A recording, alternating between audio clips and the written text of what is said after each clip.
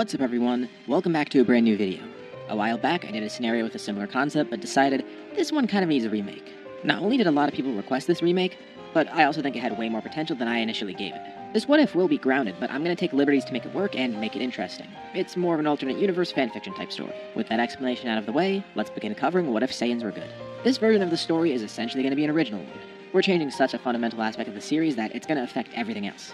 Our story starts pretty far back, and of course we're going to have to change some things here. For this I took a little bit of inspiration from the story about the Super Saiyan God as well as Dragon Ball Legend, but we're switching things around a bit. So the Saiyans were still a society of warriors, but in this scenario, good Saiyans and evil Saiyans coexisted for far longer. But eventually there's a breaking point. A civil war breaks out between two factions of Saiyans. There's the evil side and the good side. And the good side is led by a guy named Vegeta. King Vegeta I to be specific. It's a brutal battle, and a lot of Saiyans end up dying on both sides, but the Vegetan side is victorious. The new generations of Saiyans aren't evil brutes. Vegeta has a son, and then his son has a son. And that leads us to where we are now. King Vegeta III is the current ruler, the one that we actually know. His planet is prosperous now. They live under King Cold's thumb, who tried to take over this planet long ago. King Cold knew how useful the Saiyans would be. They're well known as warriors, and they are apparently pretty strong. Not in comparison to him or some of his troops, but still, generally, Saiyans are stronger than others. But more importantly, he knows their history as brutal warriors, although he comes to learn that these Saiyans are not like the ones that he knows from history. Reluctantly, the Saiyans do work under him because they don't really have a say in it. They don't needlessly kill anymore, so their strength doesn't really have any use to King Cold, at least at first. First, he was content with having another empire under his control because they still generated money in other ways, and he was able to get resources from them too. But he found other uses for them, manipulating them into wars, staging conflicts, things like that. The Saiyans didn't destroy stuff for the sake of it. Sure, they enjoyed the thrill of battle, but not if it was an unnecessary battle. So, King Cold made the battles necessary, but this slowly starts losing use for him, and it doesn't always work. It's weird, the Saiyans have become completely pacifistic in comparison to their old selves, and whenever King Cold tries to stage something, the leadership of King Vegeta is effective enough to de-escalate things. And King Cold realizes that at some point, they're going to catch on to him. They probably already have caught on to him and are just doing everything they can to avoid it. He can manipulate the masses, but not forever. And even with the resources and money the Saiyans are getting him in other ways, it's still not useful, especially with them maybe being a threat in the future, because there's no doubt that the Saiyans eventually do want to rebel. They're just not strong enough at the moment. But what if they did become strong enough? It's not King Cold's problem anymore, though. Frieza ends up taking the throne, and his outlook is pretty simple. He thinks it's best to get rid of the Saiyans. He's heard rumors of the Super Saiyan and the Super Saiyan God, but on top of that, the Saiyans have lost most of their use. Besides manual labor, Frieza really has no reason to work with them anymore, and their planet isn't really valuable either. To make things worse, one of Frieza's soldiers gets word of a strong Saiyan being born. Maybe in some alternate universe, this kid would have gotten sent away, being feared by King Vegeta. But here, King Vegeta sees an opportunity. The next generation of Saiyans will be incredibly strong. This one, named Broly, he might be a symbol of hope for them, but they need to make sure Frieza doesn't find out about Broly, or anyone like him. So King Vegeta promises Paragus that they'll shield Broly, keeping him secret. His power definitely could be useful. King Vegeta is well aware. King Cold was never a true ally. He was a ruler, an oppressor of the Saiyans. But Frieza's different. He's not the same as Cold. He's worse. Cold was at least content, but Frieza's probably going to be a lot more overt about his hatred for the Saiyans. He definitely doesn't seem content. One of King Vegeta's top soldiers is suspicious. Bardock, a warrior with pretty surprising strength. Amidst a meeting between King Vegeta and his top men, Bardock interjects. The Saiyans have all been trying to figure out what to do, and as much as they do want to fight against this, they realize that it's probably not going to work out. Bardock doesn't like the outcome either. He doesn't want to abandon the planet he loves, and he would much rather fight Frieza. But it's a losing battle. There's no way they could win. Even if they all became great apes, Frieza seems far too powerful for them to take on, not to mention his entire army. They need to think long term, and a short-term battle would be stupid. King Vegeta is stuck on inaction right now, and Bardock tells King Vegeta to consider another option. The two begin arguing because neither truly has a clue of what to do. Vegeta reminds Bardock that he's the superior, and he does want what's best for his people. Fighting isn't an option, but nor is leaving the planet. Bardock disagrees. They can't be complacent. And sure, leaving would be tough. It's a lot easier said than done, and it might not sound good on paper.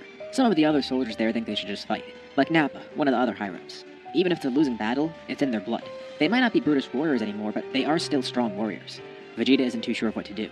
They could declare war, or they could abandon the planet.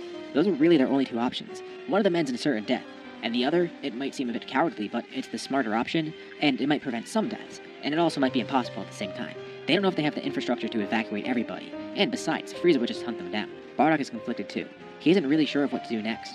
Maybe their only way of surviving is retreating, but doing that's a huge issue. Besides getting everyone off the planet, first they need to let everybody know about this. Frieza definitely has some sort of spies here. Even if they try to do this covertly, it wouldn't work. There's no way Frieza wouldn't notice them leaving, and before they leave, he would definitely notice the communications. Vegeta would need to publicly declare Frieza as an enemy, and right when he does that, there's a chance Frieza just destroys them on the spot. They're stuck. It seems like there's not any good option here. There is the slim chance that Frieza doesn't do anything, but with each passing day it seems more and more likely. Bardock hopes Vegeta finds a solution before Frieza kills them all. and Vegeta does see the instability on the horizon, but few realize the scale of it. His top ranks do, and sure, a lot of the masses do, but they only have a brief picture of it. Everybody's worried, and King Vegeta really needs a solution. His planet and his people are at stake. His sons must live on too. He thinks about them, Vegeta the Fourth and Tarble. Their only chance at growing up would be to leave this planet. He can't really see another way. He didn't want to accept reality, but he knows what's going to happen. A few days later, King Vegeta makes a speech for the entire planet. It's off-putting because he starts out by apologizing for not being the best leader. They've never seen this side of him. He tells them he should have stood up to injustice much sooner. As Saiyans, they should be bold. He acknowledges their history as warriors. They stood up against the evil Saiyans before. Even with the implications of the battle and all the losses that would come with it, still, they found a way, and it did end up working. He says that they have an enemy, but one that they can't fight, and he makes the announcement that shocks the entire planet. He tells them that effective immediately, every Saiyan must leave planet Vegeta. Frieza and anyone affiliated with him, they're direct enemies of the Saiyans. He expects chaos, but there's resounding support. They could fight, but he acknowledges the grim reality. They would all lose if they fought. There's nothing brave about stupidity. And he also tells them the facts. They might not survive if they leave. Survival isn't guaranteed, but this at least gives them the chance. Staying there would make those chances zero. But if they leave this planet, they'll make something anew. They'll live prosperous lives. And even though they're spread out, they'll still grow stronger, and then they'll strike together. The Saiyans together are strong. Rather than all of them dying in ignorance, this way they have a chance to evacuate, as well as maybe catching Frieza off guard in the future. They'll be separated by huge distances. Maybe some will be on the same planet.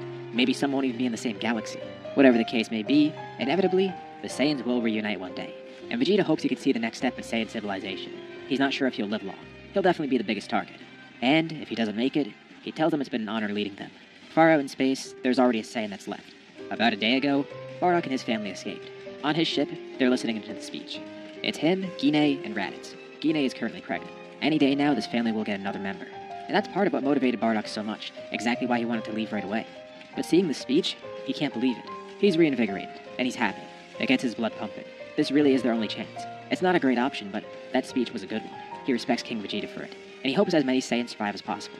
He hopes he gets to see King Vegeta again someday. If not him, at least one of the princes. Naturally, Frieza hears of the speech. Of course, he's listening in. It's being broadcast to every Saiyan, and the Frieza Force as well. Pretty much immediately after the speech, Frieza mobilizes his troops. The reason King Vegeta waited a few days for this is because he wanted Frieza to be away from the planet, and right now he is. There are still some members of the Frieza Force over there, but Frieza heads over as quickly as possible. The forces that are there, they're overwhelmed. Some Saiyans do die before making it off the planet, but a lot of them fight against the Frieza Force soldiers that are there. They have their own ships. They also steal some of the Frieza Force ships. People cram into larger ships together. Some extra Frieza Force soldiers come to the planet and they're killed with their ships stolen. Frieza arrives to the planet a few hours later. He should have seen this coming. He pulls out a scouter and he could detect that there's not many Saiyans left on the planet. And he sees a bunch of them flying throughout space. There's a couple ships still escaping. All of his soldiers fire on the ships, blowing them up, killing Saiyans with their blast or causing them to die in the vacuum of space. And Frieza's infuriated. He starts shooting death beams left and right, sniping as many Saiyan spaceships as possible, racking up hundreds of kills immediately. And as he does that with one finger, in another he charges a ball of energy. He's quaking, that's how angry he is. And without a second thought, he flings this ball of energy at the planet. Even some of his own soldiers are caught in the blast because they didn't escape in time. And just like that, planet Vegeta is destroyed. Many of the Saiyans escaping didn't survive. But others did. Instead of only a handful of survivors, there's a lot of survivors. Some Saiyans did try and fight too, but many of the ones who fought did die in the process, either when the planet exploded or at the hands of the Frieza Force soldiers. And even with the planet gone, Frieza is still infuriated because, first of all, the obvious betrayal, but second of all, he knows he didn't get them all. More of them definitely escaped. And what's worse, he is fearful that the Super Saiyan might rise up one day. Of the Saiyans that survived, King Vegeta is one of them. He wants to regroup with whoever he can as soon as possible, but it'll be tough to do that while being covert. But he still is hopeful. Everything he said in his speech is true, and he thinks the Saiyans will reunite someday. Frieza immediately sends out an order to his entire army. If they find any Saiyan anywhere, kill them immediately. Unfortunately, some of the Saiyans that did escape are caught later on, either because they didn't get far enough from the planet and were caught in space, or because they ended up on planets with other Frieza Force soldiers. King Cold hears of the news too. He's not surprised it turned out this way. He knew the Saiyans would rebel eventually, and he knew Frieza was cruel enough to just take them out as is. King Cold contemplated doing it himself, but again, they did make him some money. Not a lot, but enough to justify keeping them alive. He tells Frieza he might have made his hatred too apparent, and this might be a blemish on his record as an emperor. A rebellion doesn't really look good. First of all, it shows that he can turn against people at any time, but it also shows that other parts of his empire can revolt if they want to. It won't be easy, but it's an option. He really needs to step it up, and he promises that he'll hunt down every single Saiyan. Not just that, he'll make an example out of them. He retracts the kill order.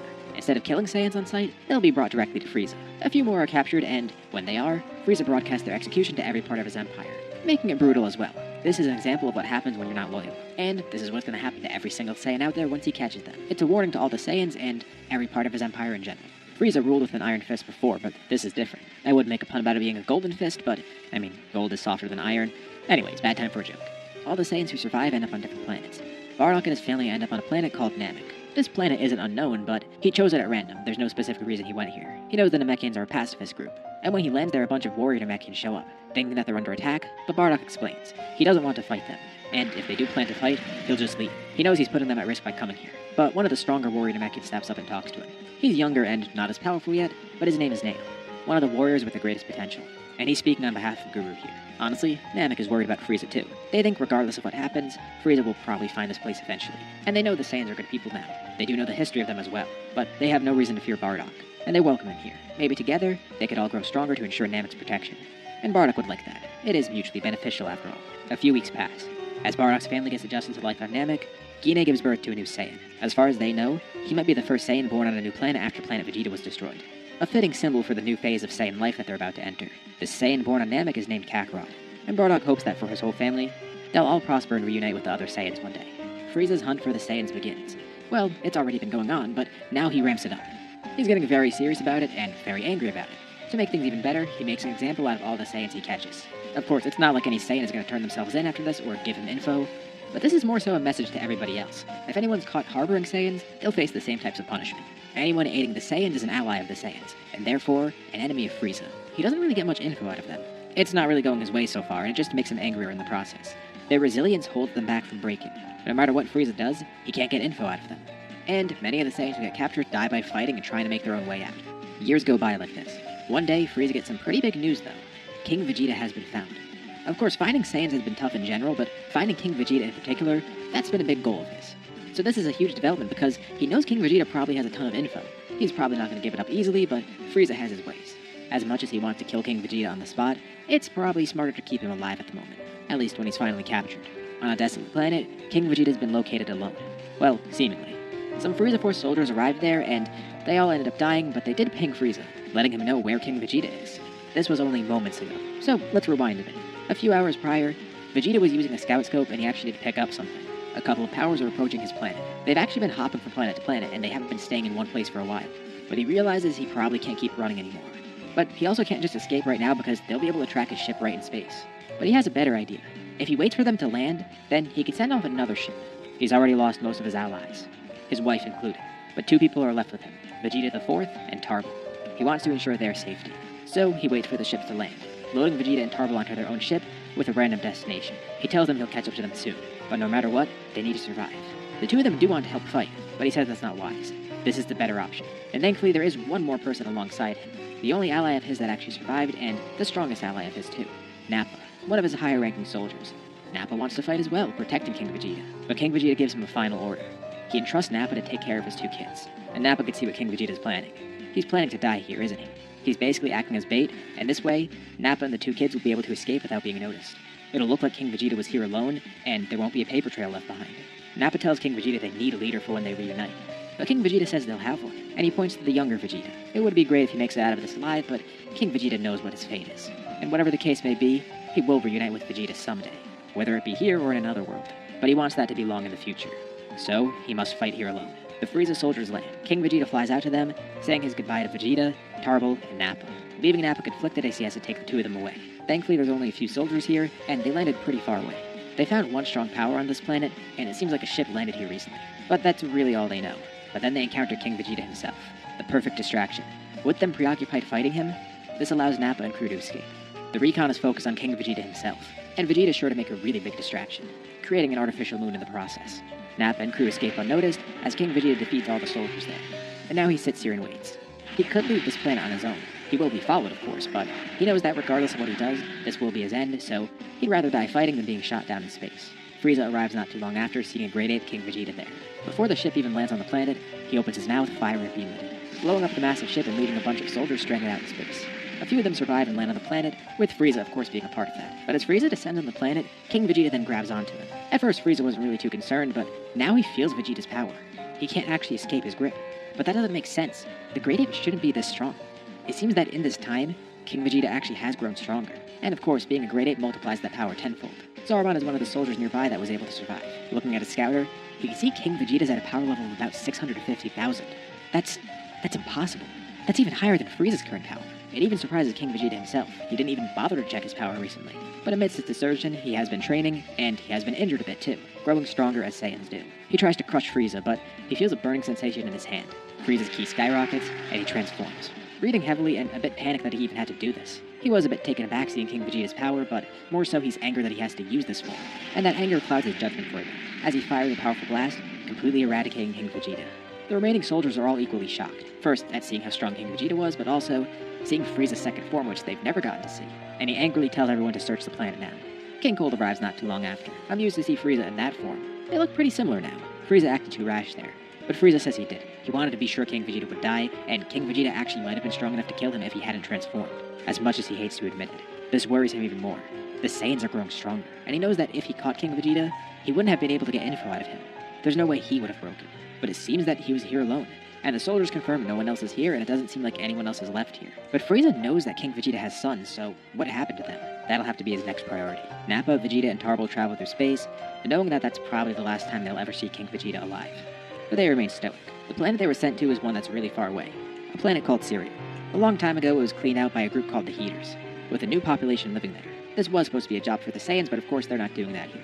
The Heaters alone were enough, though. They land in a forested area. And Nappa pulls out a scouter, one of the newer versions of the scout scope. Thankfully, he still has one of these, and he can detect a power not too far away, and it's in the triple digits. This does concern him a bit, so he goes to scope it out, telling Vegeta and Tarble to stay here. He's gonna do this covertly just to figure out who's here. He comes pretty close to a small house, and he detects the strong power inside. But his scouter then picks up on another smaller power, and Nappa then hears someone right next to him. It's a kid, pointing his fingers at Nappa like a gun. What's this creep doing here spying on them? A man then walks out of the house, and Nappa can see that he's probably a Namekian, an old one at that too. And then he yells out at the kid to stop. The kid's name is Granola, and he tells the Namekian he found this guy stalking them. And Nappa says it's a misunderstanding. Thankfully, he diffuses the situation, and they all learn about each other. This is Granola and Monito. Granola is the last survivor of the Cerealians, the former species from this planet. Weirdly enough, he and Nappa, as well as Vegeta and Tarble, they share similar backstories. They're the last survivors of a dying species, executed for personal gain. Monito has heard of the Saiyans, and he didn't realize they were still alive. But the same kinda goes for Granola too. The thing is, the Heaters do know about Granola, and they plan on using it for work. But if they were to find out about the Saiyans, that would be a pretty big issue, especially because they do work with Frieza occasionally. Monito says they're welcome to stay here, but they probably will run into trouble. And it would be dangerous because if they're found, the Heaters will kill everybody. And you know, hearing this kinda makes Nappa happy. That's gonna be their only obstacle? Well, he's sure he could figure out a solution. After all, they are warriors, and this would definitely be a worthy cause to fight for. Vegeta and Tarble are then introduced to Monito and Granola. Thus begins their new story. Saiyans are spread around the galaxy, but their numbers dwindle. Paragus and Broly end up on a planet called Yardrad. They're the only Saiyans that ended up there. Luckily, it's pretty peaceful and it seems to be off of Frieza's radar. But Paragus starts to work on training Broly because they could use that power. If Frieza ever does find them, Broly could be the key to victory. Thankfully, the Yardrats are very welcoming, but they also seem to have their own unique skills that they could teach. Vegeta, Tarble, and Granola all grow up together, considering each other brothers, with Nappa raising them. They're able to hide out from the Heaters pretty well. Nappa's trying to keep a low profile because even if they can fight them at the moment, they really shouldn't, because unless they can catch the Heaters by surprise and kill them right away, there's still a huge chance news gets to Frieza, and then that puts this entire planet at risk. Not just them. Thankfully, the Heaters don't come here too often. And with help from Monito, the Saiyans learn to control their ki, making their presences unknown. Granola also does work with the Heaters from time to time, growing stronger that way, but of course he's not loyal to them. This is just an unfortunate reality, and Nappa's gonna free him from that eventually. They're all gonna grow so strong that the Heaters won't even stand a chance. And more importantly, Frieza won't find out. Vegeta and Tarble are pretty motivated, but more so Vegeta. He wants to grow up to rule the Saiyans again. After witnessing his father's sacrifice, and knowing what Nappa knows, this is his duty. He's the prince, but he will be the next king. He'll bring the Saiyans back to their former glory. They'll be a proper civilization again. We shift over to Namek. Raditz and Kakarot begin training under Bardock, who trains with Nail and Gine too. Bardock and Gine need to grow as powerful as they can, so they continuously train. The two former squad mates are still growing stronger together. That's initially how Bardock and Gine met, and it seems they're back to their old ways. Nail becomes their comrade as well. Thankfully, Namek does remain peaceful. They haven't been found yet, and they all grow stronger together. We skip forward even further. Nearly 20 years after Planet Vegeta was destroyed. Atop a tall mountain on Namek one day, a young adult sits there, meditating, training his mind. It's Kakarot, but he senses something. Pretty far away, but it seems to be coming this way. He's of course learned how to sense ki, thanks to Nail. And right when he senses something approaching, an ally arrives nearby. He felt the same thing. It's Raditz, equally confused as to what could be heading towards this planet. Is it finally time to fight? They know it could happen at any moment, but they're not necessarily ready yet. The two brothers wait as the energies get closer and closer. Over this time, Frieza has continued to hunt more Saiyans, and his empire has spread. But he knows more Saiyans are still out there. His army collected a list of confirmed kills and also put together data based on how many ships the Saiyans had and what their population numbers were. He's not sure how accurate this is, but estimates put the remaining number of Saiyans at under 100, likely less. Although new Saiyans could have been born in the process. He's not entirely sure though. But there was one in particular that always has evaded him. Prince Vegeta. Vegeta the Fourth. All this time went by and no one was able to ever track him. But for the first time in nearly 2 decades, he emerges once more outside of planet Vegeta and outside of planet Syria. 4 people land on planet Namek, with Kakarot and Raditz standing ready. The ships land not too far from them. First, a man with green hair steps off. Of course, they don't recognize him and assume he might be a threat. But followed behind him are 3 other people, with pretty shocking appearances. They're wearing Saiyan armor. Kakarot right now isn't wearing Saiyan armor, but occasionally he does. Raditz, on the other hand, always wears his Saiyan armor. Same for his parents. Kakarot's attire represents the fact that he was born on Namek, the start of a new generation, while Bardock, Raditz, and Guinea remember the past, keeping that old Saiyan culture alive. And naturally, they recognize these outfits immediately. The people that step off are Vegeta, Tarble, and Nappa, as well as Granola.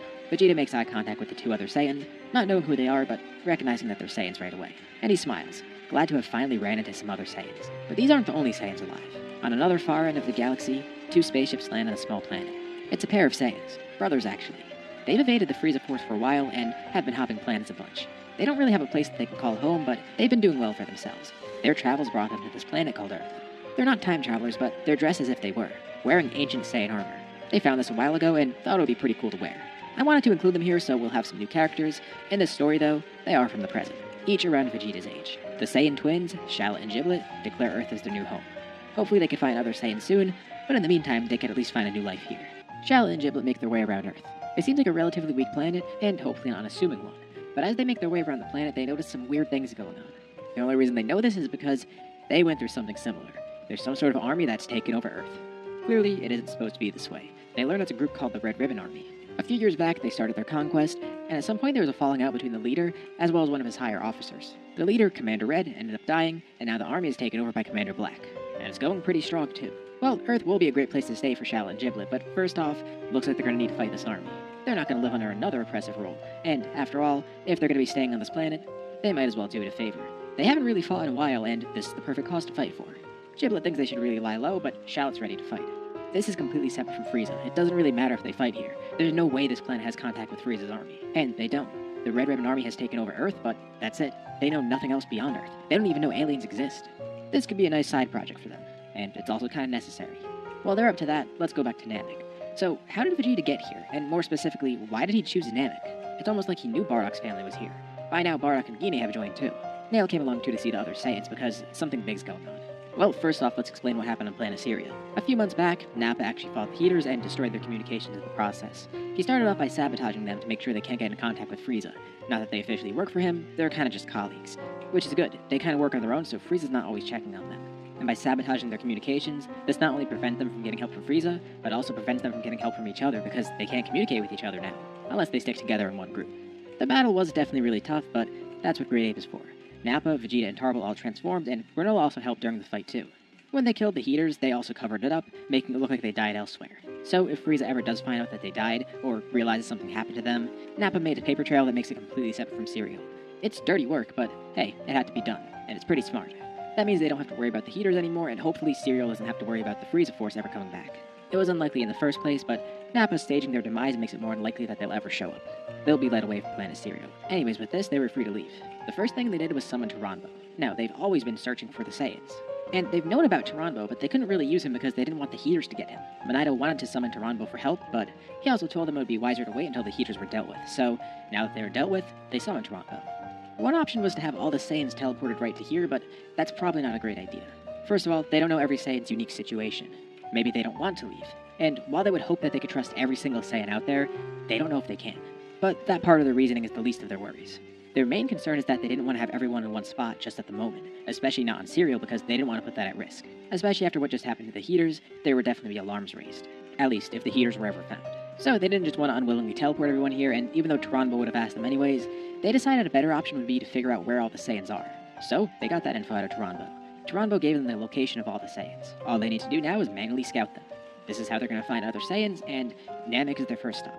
Not many Saiyans are left, but there's more than enough to make up resistance. Vegeta knows the Saiyans are resilient. But not just that, he's confident in something else. He believes the Super Saiyan will rise up eventually. If their numbers aren't enough to defeat Frieza, the Super Saiyan will. Of course, it's just an old legend, and there's not really much merit to it. Tarbell has always wondered if his brother has just told that to himself just to make himself feel better. He kind of believes in the legend, but he also feels like it's just a motivator for Vegeta. Tarbell's honestly been feeling pretty pessimistic. He doesn't say any of this out loud. But since his brother believes in it and it seems to motivate him, Tarbell starts to believe in it too. And Nappa follows Vegeta's order. King Vegeta did say that Prince Vegeta would be the next one to lead. So Nappa is wholly loyal to him, and obviously Tarbell is too. That's his brother.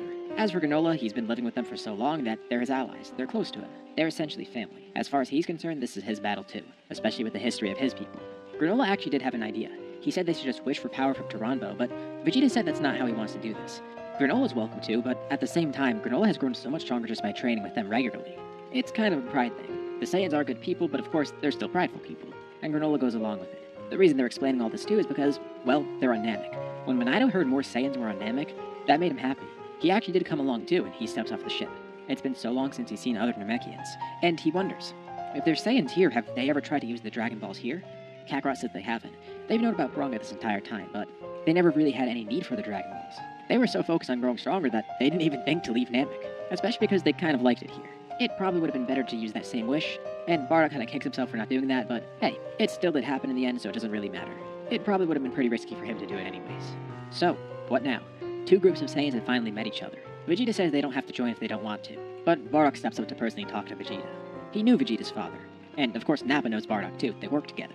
Vegeta doesn't even need to ask him that question. The answer is yes. They're going along with him. This is what he planned for anyways. He wanted all the Saiyans to retreat so they can grow stronger on their own, and then strike back down the line. This is what he needed to happen. He just wishes King Vegeta were here to do it, but he's not abandoning the Saiyans. Part of him has always felt bad for leaving the planet so early on, but at the same time, everyone else ended up leaving anyways, and it turned out to be the right choice. But there's no need to run anymore. They could face Frieza. And Vegeta's glad to hear that. But they're not going right now, of course. They still do need to grow stronger and form a strategy, but more importantly, they need to find all the other Saiyans they can. So Bardock's family ends up joining the crew, and their next stop is a planet called Yardrad. Apparently there's only 2 Saiyans here, but Nappa does know of one of them. Well, 2 of them actually. One was Paragus, another high-level soldier that he worked with. Bardock of course remembers him too, and he also remembers that kid Paragus had. There was something weird about him, like he was mutated. He had some sort of weird power. Vegeta, for example, was born naturally strong. But as for Broly, he was seemingly weaker, but at points his power would spike and it would be insane. It makes Vegeta wonder if he's connected to the legend of the Super Saiyan at all. It's kind of a long shot, but hey, worth checking out. Plus, they need the allies anyways, and they would get Broly and Paragus regardless. Their ships get closer to Yardrad, and on Kakarot's ship, somebody randomly appears inside of it. Kakarot's taken by surprise because, first of all, who the hell is this? He got in here randomly. It startles him. He's about to fight, but then he realizes it's Broly, the guy they were looking for. How the hell did he get on the ship anyways? They all land on Yardrad. Broly apologizes.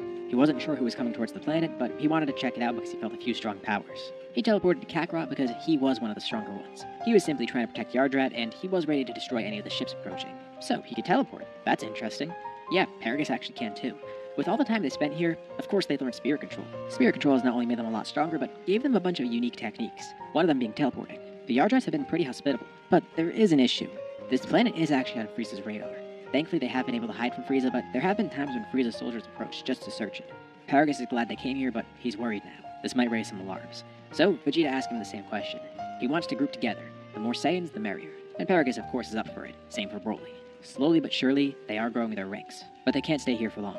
Far away out in space, Broly can sense Frieza's soldiers approaching. This is a surprise to all the others because they can't even sense everything that far. Bardock tries to focus and he can kind of feel it now. So if the Frieza soldiers have been coming here, how do they hide? Well, teleporting makes it really easy. Broly and Paragus each take a hand out, coating the entire area in their energy. This includes all the ships the Saiyans arrived on. But then they tell everyone to hold on to each other, and they teleport away from Yardrad. Before they go, Paragus mentally communicates with Paibara. He's sorry to leave so briefly, but he warns them of the Frieza force approaching again. They'll be fine, there's no issue here. But he is concerned that he won't be back here for a while, if at all. So, just in case, he thanks Paibara for everything, saying goodbye because this might be his last. And Paibara hopes for the best. Those two have been great to have around. He hopes not only for their sake, but Yardrat's sake that they could defeat the Frieza force. So, this is good. Now they have more people in the crew, and Broly and Paragus can teleport. Their search is going to be way faster with the ability to teleport. So, where are they going next? Well, they do need some time to train, and they are also strategizing along the way. But while they're working on that, they're also figuring out what planet to go to next. One of the ones Taranbo mentioned is Earth. Apparently there's 2 Saiyans there. Vegeta's never heard of the planet, and it's a pretty small one. Definitely not one that Frieza would even notice. A great place to hide out. Pretty smart. Looks like that's going to be their next target because it seems to be a safe target to go for. The Saiyans make their way to Earth. Frieza is currently at his base. His army does have a lead on something. Nothing confirmed yet, and he doesn't really want to get too ahead of himself, but there's sightings of another enemy. On random planets, his Frieza Force soldiers have disappeared, and it seems like the planets were gone without a trace too. Which is strange because, from what he knows, the Saiyans aren't just going to do things like that. And he can't confirm any of the rumors because most of the people who have seen this enemy have died. But conflicting reports say that he might actually be a Saiyan. Either way, it doesn't really matter to Frieza. There's an enemy out there attacking the Frieza Force. Whether it's a Saiyan or not, it's still an enemy. Maybe even a group of enemies. Because the enemy seems powerful, Frieza sends out the Ginyu Force. He rarely has to rely on them, but here, he wants to. With all these planets disappearing too, he kinda needs to round up some more. Usually he'd go to the Heaters because they would have a lot of planets stocked up, but he hasn't been able to reach them recently. Maybe they're ignoring him, maybe it's nothing, but if they are dead, he wouldn't really care anyways because he never really liked them too much. They were kind of a thorn in his side. But something weird's going on, because if they are dead, that means someone killed them, obviously. That's another issue for another time. But he is gonna look into it. Meanwhile, the Ginyu Force will handle this. They have very specific orders. If the enemy isn't a Saiyan, the Ginyu Force could wipe them out with prejudice. But if the enemy is a Saiyan, the Ginyu Force is to take back that enemy alive. Frieza will be the one to personally kill that Saiyan, if that's who it is. It has been a while since he's caught one after all, so he's pretty happy. Their numbers are dwindling, but he needs to make sure they're all gone. That number needs to be 0. The Ginyu Force makes their way to one of Frieza's planets, one that they suspect to be targeted next based on the previous attacks. But as they arrive on the planet, they see something strange about it. The planet's just lifeless. Like, the life was sucked out of it almost. That doesn't really make any sense, because from what they know, this planet had a lot more people on it, and a lot more foliage too. But they fly around, and over the horizon they see something weird. There's a giant structure far away. Their ship's about to land, but then it's attacked by some people. The Ginyu Force is ready to fight. Of course, they strike a pose first, but they've been prepared for battle. They begin fighting this group, and of course are going for the kill. But the group doesn't really seem too strong, so they're not too concerned. Especially with all their abilities together, it's pretty easy to defeat them, and Ginyu's ready to kill them. But here's an explosion behind him. Goldo completely disappears because he's blown up. Someone killed him. The captured soldiers laugh. The Ginyu Force is strong, but they can't stand up against the Crusher Corps. The Crusher Corps? Ginyu's never heard of them. But a voice then echoes out. Everyone will know the name soon enough. The man standing there is definitely a Saiyan. He clearly looks like one. Jace and Murder immediately go to apprehend him, but the Saiyan single-handedly fights them off and kills them. The rest of the soldiers get free, and they begin fighting Raccoon. Before he kills Ginyu, he introduces himself. His name is Turles, and Ginyu's actually a bit concerned because, well, first of all, his squad mates are dead. But second of all, this Saiyan doesn't really seem like the others that they've met. Turles isn't evil like his normal self. He still is evil, though, just not nearly as ruthless. But he's going down a much darker path than the other Saiyans. He thinks that Saiyans need to embrace their roots as ruthless warriors, and leverage their power. So, he found something interesting called the Tree of Might, and he's basically been enacting guerrilla warfare against the Frieza Force, while at the same time, draining their planets of life. Some innocents have died in the process, but hey, if sacrificing others means that he can win and kill Frieza in the end, it doesn't really matter. As long as they're not fellow Saiyans, he doesn't mind. Out of desperation, Ginyu tries to steal his body, but Turles then tackles Ginyu, bringing him into the other side of the planet, where it's currently nighttime. Ginyu's terrified. He sees a full moon shining above him, and Turles is too fast for him to fight. Turles then transforms into a great ape, killing Ginyu on the spot, then going back to where the rest of his group is. This is good. They've been growing much stronger. The Tree of Might's been helpful, but they need to find stronger fruits. Still, clearly the results are good. This definitely isn't enough to fight Frieza, especially because Turles doesn't think he'd be able to handle the Ginyu Force alone. He picked them off one by one, which was fine, but if they all fought him together, he'd definitely lose. There's no doubt he can't fight Frieza right now. But again, he's going to any length to do that. He's been completely radicalized. As long as Frieza dies and the Saiyans live, as well as the Crusher Corps of course, he'll be happy. But he's not just seeking out the Tree of Might. No, he's also seeking out Saiyan legends. Of course he knows about the Super Saiyan, but there's more. And he remembers back to the Saiyans' past. The evil Saiyans in particular had a lot of great power, didn't they? He'll definitely be looking more into that. As far as Turles knows, he's actually part of that lineage. One of the few evil Saiyans to still be around. Maybe the only one. Of course, Planet Vegeta has changed him a bit, but he likes this side. Just like in the main story where most Saiyans are evil and some are good, the inverse happens here. Most Saiyans are good, but there are some who are bad. Turles doesn't really know where to go next. What he does know for certain is that Frieza now knows about him. Even if he doesn't know specifically about Turles, he knows that there's some sort of enemy out there, which is why he sent the Ginyu Force after him. So, he's probably going to shoot up the priority list. Turles has a few ideas in mind that he's trying to execute. Right now, he's relying on the Tree of Might, but he does have something else in mind. He never really liked the fact that the Saiyans turned on each other, because the evil Saiyans were clearly doing something right. They're powerful, bold. They embody everything a Saiyan's supposed to be, and they're not soft like the good Saiyans that won before.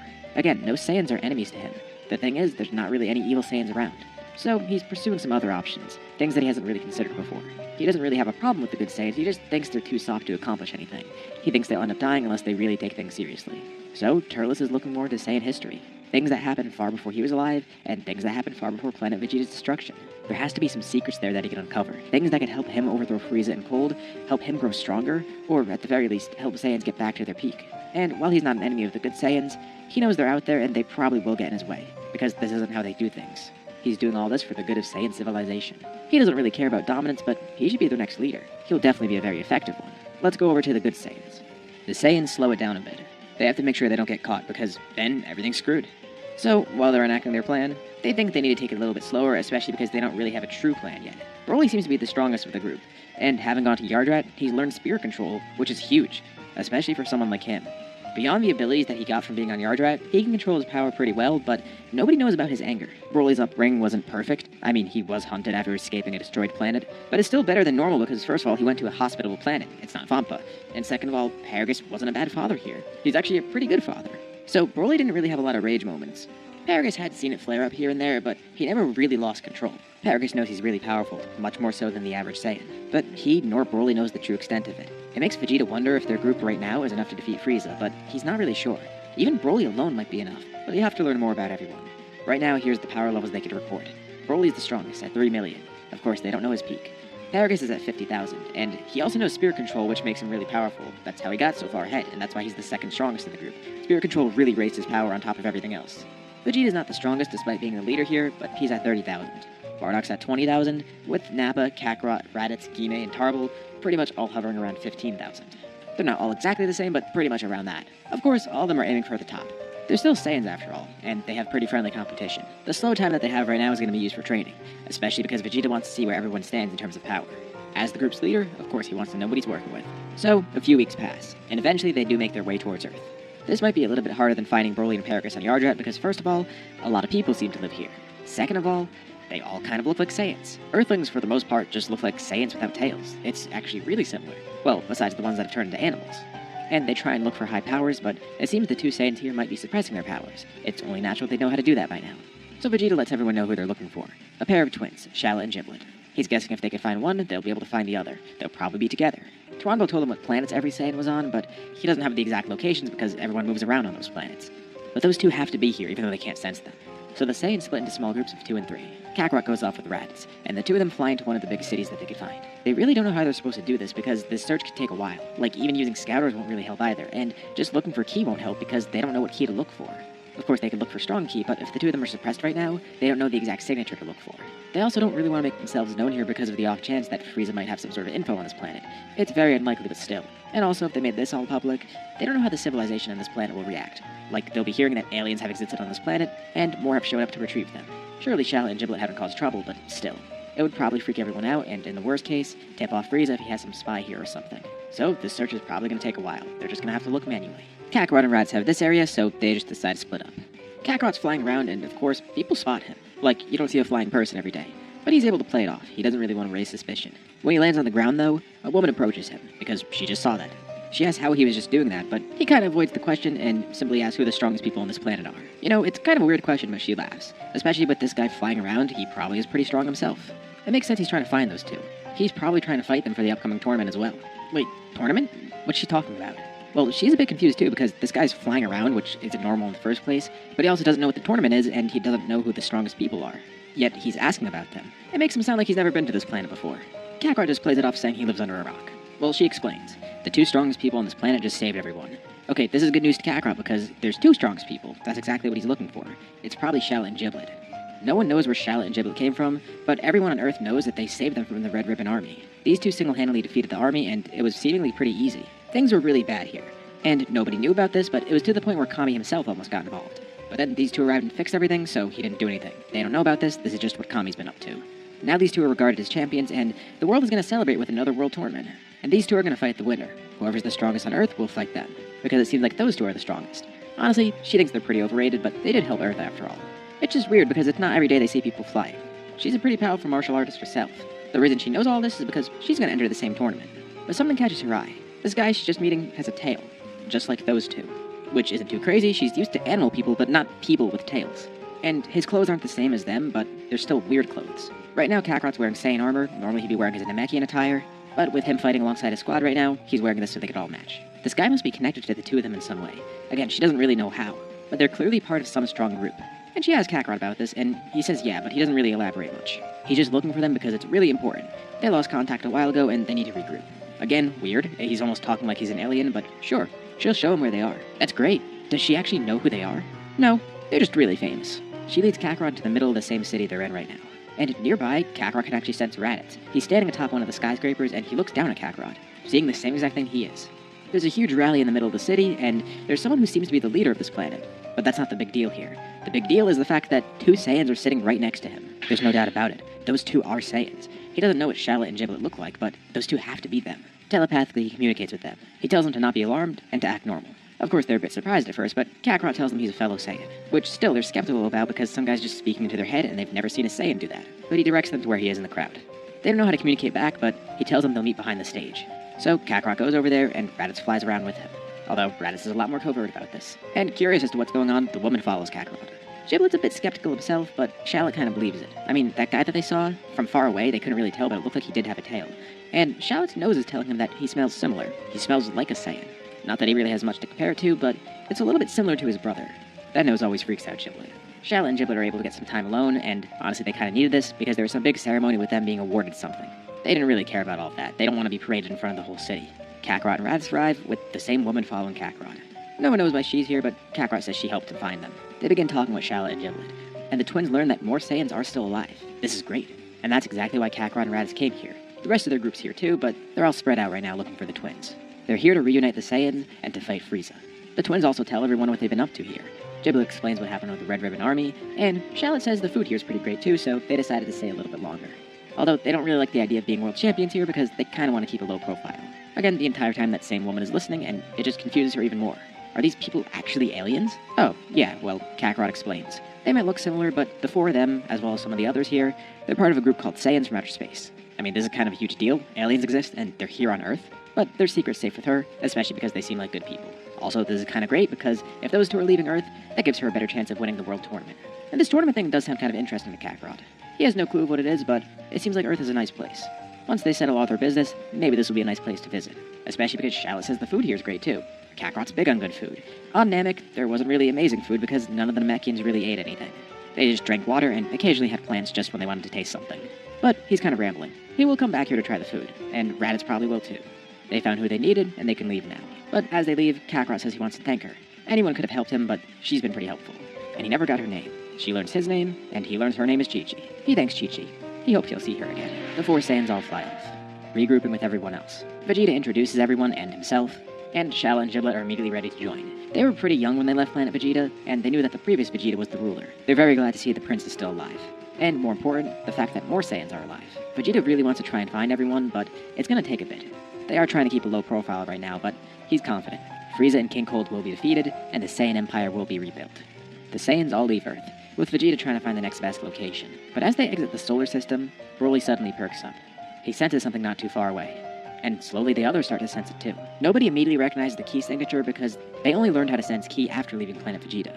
But the previous generation of Saiyans is pretty wary because they know someone who is that strong. A power like that, and one that feels that evil, it has to be either Frieza or King Cold. Gine never saw him up close, but as for the other three, Bardock, Paragus, and Nappa, they have seen King Cold up close before. It's more of a gut feeling, they can't really confirm it, but they think it's King Cold approaching them and not Frieza. Which is still a huge issue, but at least they know it's just one of them. So, they divert their course, going to a random planet nearby. Making sure the ship doesn't follow them, but it does follow them. Bardock flies the ship to this planet, and it's one they could breathe on, but more importantly, he chooses it because it's one that they could probably fight well on. And he chooses a very specific part of the planet to land on.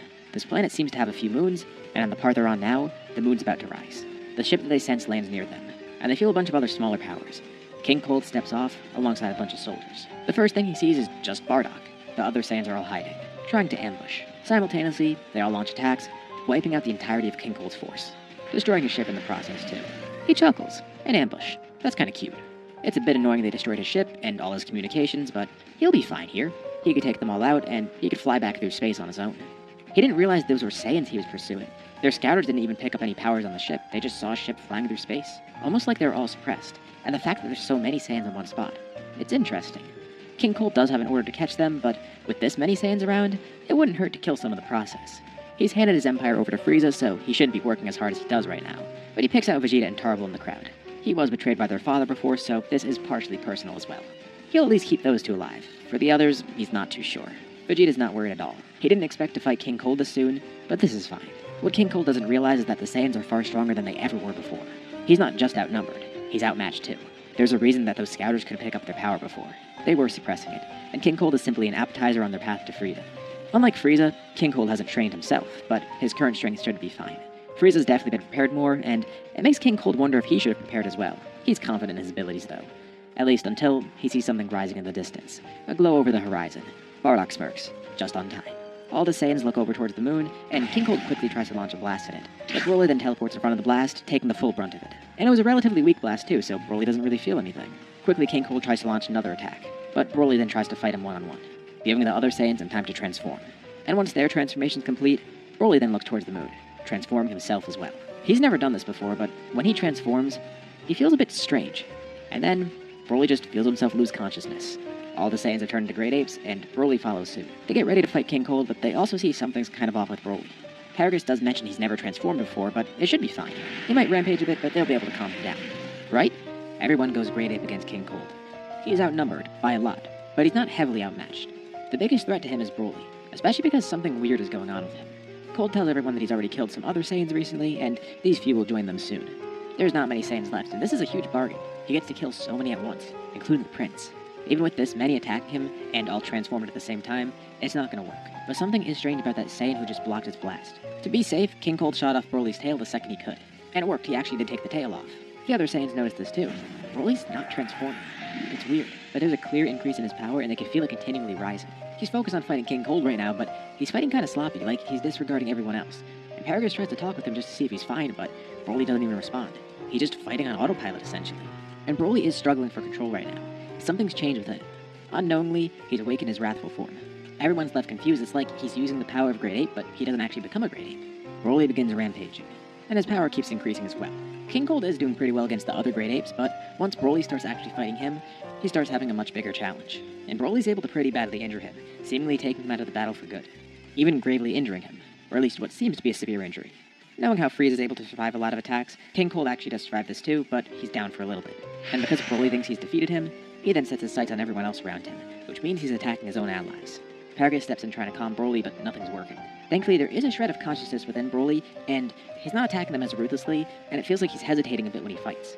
And it looks like Paragus is actually getting through to him. But then he feels a sharp pain behind him. Just like King Cold did to Broly, he snipes off Paragus' tail, causing Paragus to de-transform. King Cold is there with a gaping hole in his torso, but he's still able to fight somehow. He kinda regrets not training more. He knows Frieza's done so, and Frieza also does have more forms, but unlike Frieza, King Cold isn't suppressing his power right now. This is his full strength. But he sees that one Saiyan's uncontrollable. Despite his great power, King Cold might have a way to win here, especially because he can't just blow up this planet and call it a day. But no, he's only going to be satisfied if he actually wins by defeating them, not just by taking a cheap shot at the planet and killing them that way. Besides, he should still at least catch some of them to get some info. It's more important that he kills Broly. Maybe he's the Super Saiyan. King Cold has no clue. There's a lot of thoughts racing through his head right now. King Cold charges as much power as possible, then, throwing both his hands up into the air, as the area around him is leveled, a massive explosion knocks all the Saiyans away, ripping off a chunk of the planet in the process. This scatters all the Saiyans and does damage them at the same time.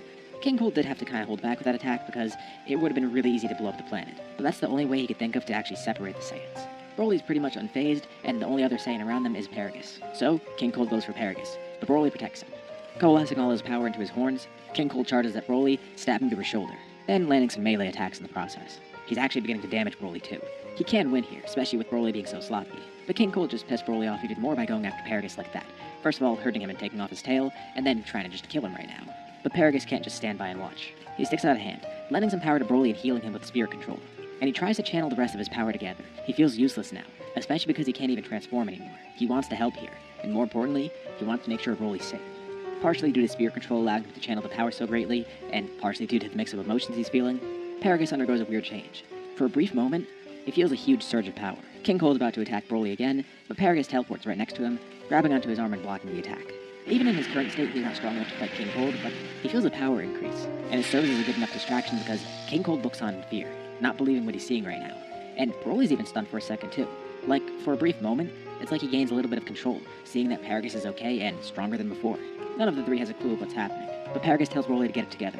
Use that power to win here. They can get an easy victory. He teleports to Broly's side. He places an arm on Broly, trying to help his son control his power by using his own spirit control. The two are both empowered at the moment, and there's a brief moment of clarity for Broly. King Cold lifts a finger up in the air to charge an attack to destroy the entire planet. They might have escaped this on planet Vegeta, but they won't escape it this time. Together, Paragus and Broly push back against it, then commandeering the attack as their own, adding their own ki to it, and throwing it right back at King Cold. destroying him with their combined power as the two of them power down into their base forms, watching as the attack flies far out into space, destroying every little bit of King Cold. The other Saiyans didn't get back in time to actually land any attacks on King Cold, but some got close enough to see what just happened. One of them was Vegeta, and he can't believe what he just saw. He asked Paragus what that power was. Is that something he learned on Yardrat?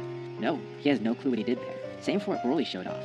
Broly doesn't even really remember anything, except brief glimpses. Initially, Vegeta thought that Broly might be the Super Saiyan, but what Paragus showed might have actually been Super Saiyan. He has no clue because they don't really know what Super Saiyan is. They don't know if it's a form, a state of being, whatever.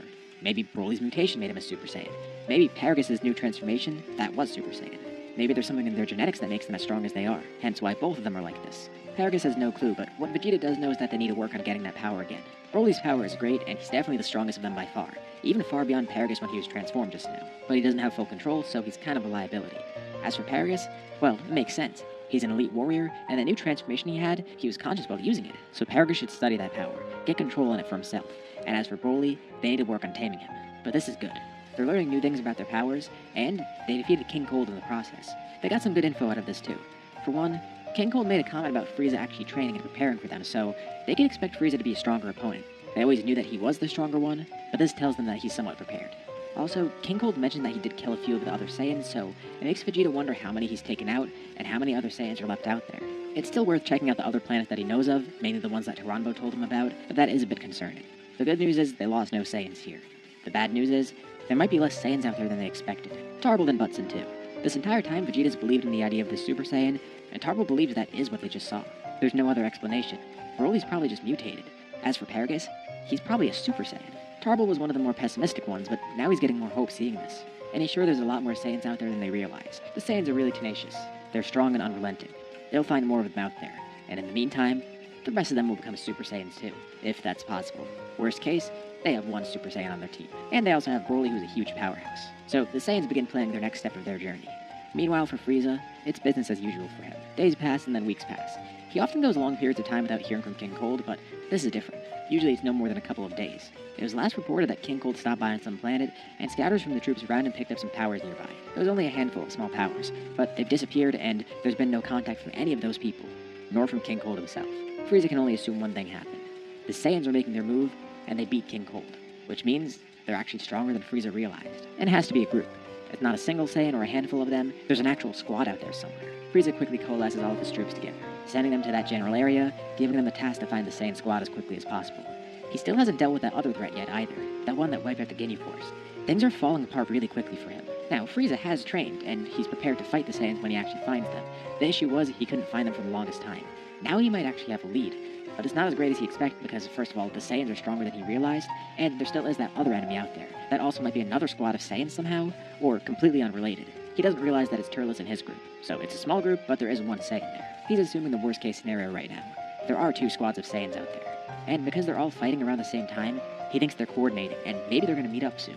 This assumption, of course, is wrong. He doesn't realize Turles' group is completely separate, but that makes Frieza want to be a little bit more cautious here, and it also makes him more antsy to find the Saiyans. Maybe the Heaters know something, so he tries to consult them again. But once more, it's been a while since he's heard from them. We'll get back to that in a bit. What's going on with Turles' group? Well, Turles stumbles upon something interesting. He returns to the same solar system where planet Vegeta once was. He knows that around here there were some Saiyan outposts. Of course, they've been long cleared out. The Frieza Force did attack these planets because some Saiyans actually did escape to these planets because they didn't really have time to go anywhere else. And pretty much all of them died in the process here. But on these nearby planets, there are some things left behind. Some outposts that the Saiyans had. And there's plenty of data left behind too. Lots of info about Saiyan history that Turles can use as research. Some of the Saiyans actually took this with them because they wanted to preserve some sort of Saiyan history. Right now, Turles is trying to piece together everything he knows about Saiyan history, and find out more info in the process as well. Turles also realized that Frieza might have more data and more info in the history of the Saiyans, but of course that would be held with the Frieza Force.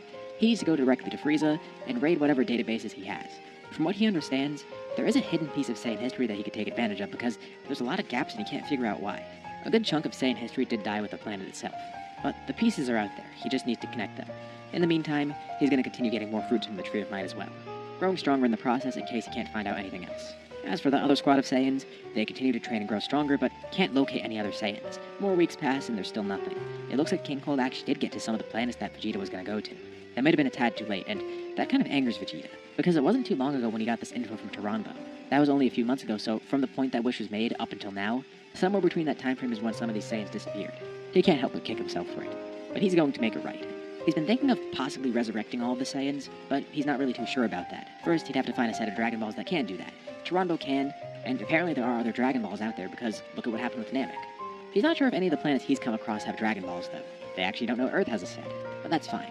Once everything was settled with Frieza, Vegeta was considering reviving the Saiyans and then using another wish to make their own new planet. But they would need a couple of different wishes. First, they would need to actually have a planet, then they'd have to send all the Saiyan souls there, and then revive the Saiyans, so they would need 3 separate wishes. It's kind of a long shot, but it's an idea that he keeps in mind. These losses aren't in vain, and maybe he has a way of reversing all of this. But in the meantime, they're growing much stronger. King Cold's fight with them actually injured them a bit too, and helped exploit their Zenkais in the process, so there was some good to come out of that as well. Now back to Frieza. Frieza still can't get in contact with the Heaters, and he suspects by now that they're dead. But someone else then comes to him. One of their affiliates who operates in another galaxy. Frieza actually reached out to this guy instead. He was defeated by the Saiyans centuries ago, but didn't die. He's been working underground, trying to remain covert and still making money, but it's been a lot less stable. Frieza only knows of him through the Heaters, actually. Whatever happened all those years ago was so bad that the Kaio were about to seal away this guy. But he picked a fight with some of the Saiyans, and they were able to overcome him. So this entire time he's been under the radar, alongside the rest of his clan too, and they still operate in the shadows. The reason Frieza was looking for the Heaters is because he does need more allies at the moment, and he's not really too fond of the Heaters, but he knows they can at least work for him if he paid them enough. And with no Heaters, well, that only leaves this group. He wasn't sure if he can get in contact with them, but thankfully he did. Frieza's actually never met him in person, and he introduces himself, Lord Frieza, ruler of the Frieza Force. To stay cordial, the man introduces himself too. His name is Bojack. He assumes Frieza has a business proposition, and yeah, that's exactly what this is. He asks why he should even work for Frieza, and he doesn't say this out loud, but he thinks he's stronger than Frieza, so why would he work under Frieza? What he doesn't realize is that Frieza has trained too, so neither group knows which is stronger at the moment. None of this is spoken, but they all read between the lines. Frieza has lots of money. Plus, the Saiyans are still out there, and they're enemies of Bojack too. Not to mention they killed the Heaters, who were allies to Bojack. Frieza says that his father and the Ginyu Force are gone, assuming the Saiyans are responsible. So he needs as many strong allies as possible, especially with his troops shrinking. And they come to an agreement. Bojack's team takes a massive down payment, with another huge bonus on top of that if they actually find the Saiyans and kill them. Dead or alive, it doesn't matter anymore. Frieza and his group, of course, are going to continue their search, but now he has Bojack and the Hera clan on a retainer, sort of working alongside the Frieza Force. Bojack's crew embarks. They don't really have anything to work off of, but they feel like they could find the Saiyans. They first go to where King Cold was killed, assuming that maybe they're somewhere around there. Maybe on one of the nearby planets. It will be kind of a long shot, but having a starter point is better than nothing. Plus, they're very heavily motivated. I mean, the sum that Frieza offered them, it is a really great amount of money. They knew Frieza was loaded, but not like this. Plus, they do have a bit of competition. Frieza himself. I mean, if he finds them first, they're not going to get their bonus. He has his own duties, though, so they focus purely on this, and hopefully they could find the Saiyans first. Let's go back to the Saiyans. Turles isn't the only one trying to become a big Saiyan scientist. There's Bardock. He's a great scientist. So, he tries to study the new Super Saiyan form that Paragus has, as well as whatever's going on with Broly. They don't really have a lot of resources for him to work with, so he can't be too scientific with it. Yeah, we're actually using the Bardock as a scientist explanation here. I mean, it feels pretty fitting for this what if, and let's say he actually was a scientist on planet Vegeta. So he studies what happens with them. They obviously know about the legend of the Super Saiyan, and he wonders if he should look more into Saiyan history about it. You know, the same exact thing Turles is doing. Not that he knows Turles is doing that, or that Turles is even out there, but regardless, that's what Bardock's trying to do now. And after the King Cold fight, they do have a lot of time. The only person that they know is after them is Frieza, so as long as they stay away from him, they can do pretty much whatever they want. And this form will be the key to defeating Frieza. Against King Cold it was helpful, but they can't just rely on Broly. Broly and Paragus combined was a lot. Enough to kill King Cold, so maybe it would be enough to kill Frieza, but again, they want to be extra sure. They don't want to go through all this effort trying to survive just for them to die against Frieza in the final battle. They need to make sure they win. And Bardock figures out what makes them transform. Well, for one, Broly is a mutant. They kinda knew that beforehand, especially when he was born, they saw the fluctuations in his power. As for Paragus though, he's normal. He isn't mutant. So that Super Saiyan form is just kind of weird. Sure, Paragus is an elite warrior, but what this tells them is that maybe regular Saiyans can access Super Saiyan. And it might not just be one person. He had a theory before that maybe Paragus was supposed to be the Super Saiyan, and because of that, that's what mutated Broly. But it seems like Broly being as strong as he is just kind of a freak thing. No offense to Paragus, but nothing about him is special, in terms of having any exclusive traits to make him go Super Saiyan. And Bardock being the great scientist he is, he eventually does get some equipment and sees that some cells within Paragus activate when he transforms. He calls them S cells. I know, you guys probably don't like the S cells. But come on, Bardock is a scientist here, of course he'd want to look at them. Anyways, he focuses on that more, and they also try and help Broly in the process figuring out how to control his power, because a lot of it stems from rage, obviously. About a year passes after the events with King Cold. The Saiyans do make a lot of progress, but one thing that concerns them is the fact that they know Frieza's been training, and they don't know how much that would have benefited him. Of course, they don't even know Frieza's full power to begin with. They've only seen King Cold, and King Cold says Frieza's stronger, and he's trained more. And from what they know, Frieza was always stronger, so they aren't too sure what to think. But after a year of training and figuring out more about Super Saiyan, they think that maybe they could fight Frieza right now. They should have the necessary things for it. So they embark on their own journey.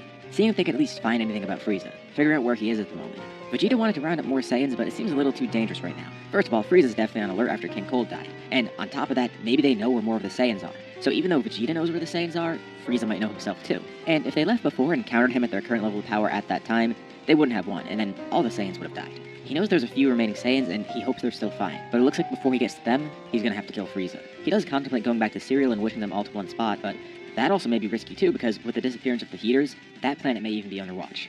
Monaido had returned home, and they hope he's fine. After coming to Namek, he went back. If he were with them, he could just make a set of Dragon Balls here, or bring along the old ones. But he's no longer with them, it's just all the Saiyans and Granola. They begin their next space journey. And out of curiosity, Vegeta goes to one of the planets where he knows a Saiyan was. They land on the planet, and they're horrified from what they see. The entire place is scorched. There's nothing left. No sign of life. They could tell this was all recent, too. Recent as in within the past few weeks. What the hell happened? Once more, Vegeta regrets not acting sooner, but it's not his fault.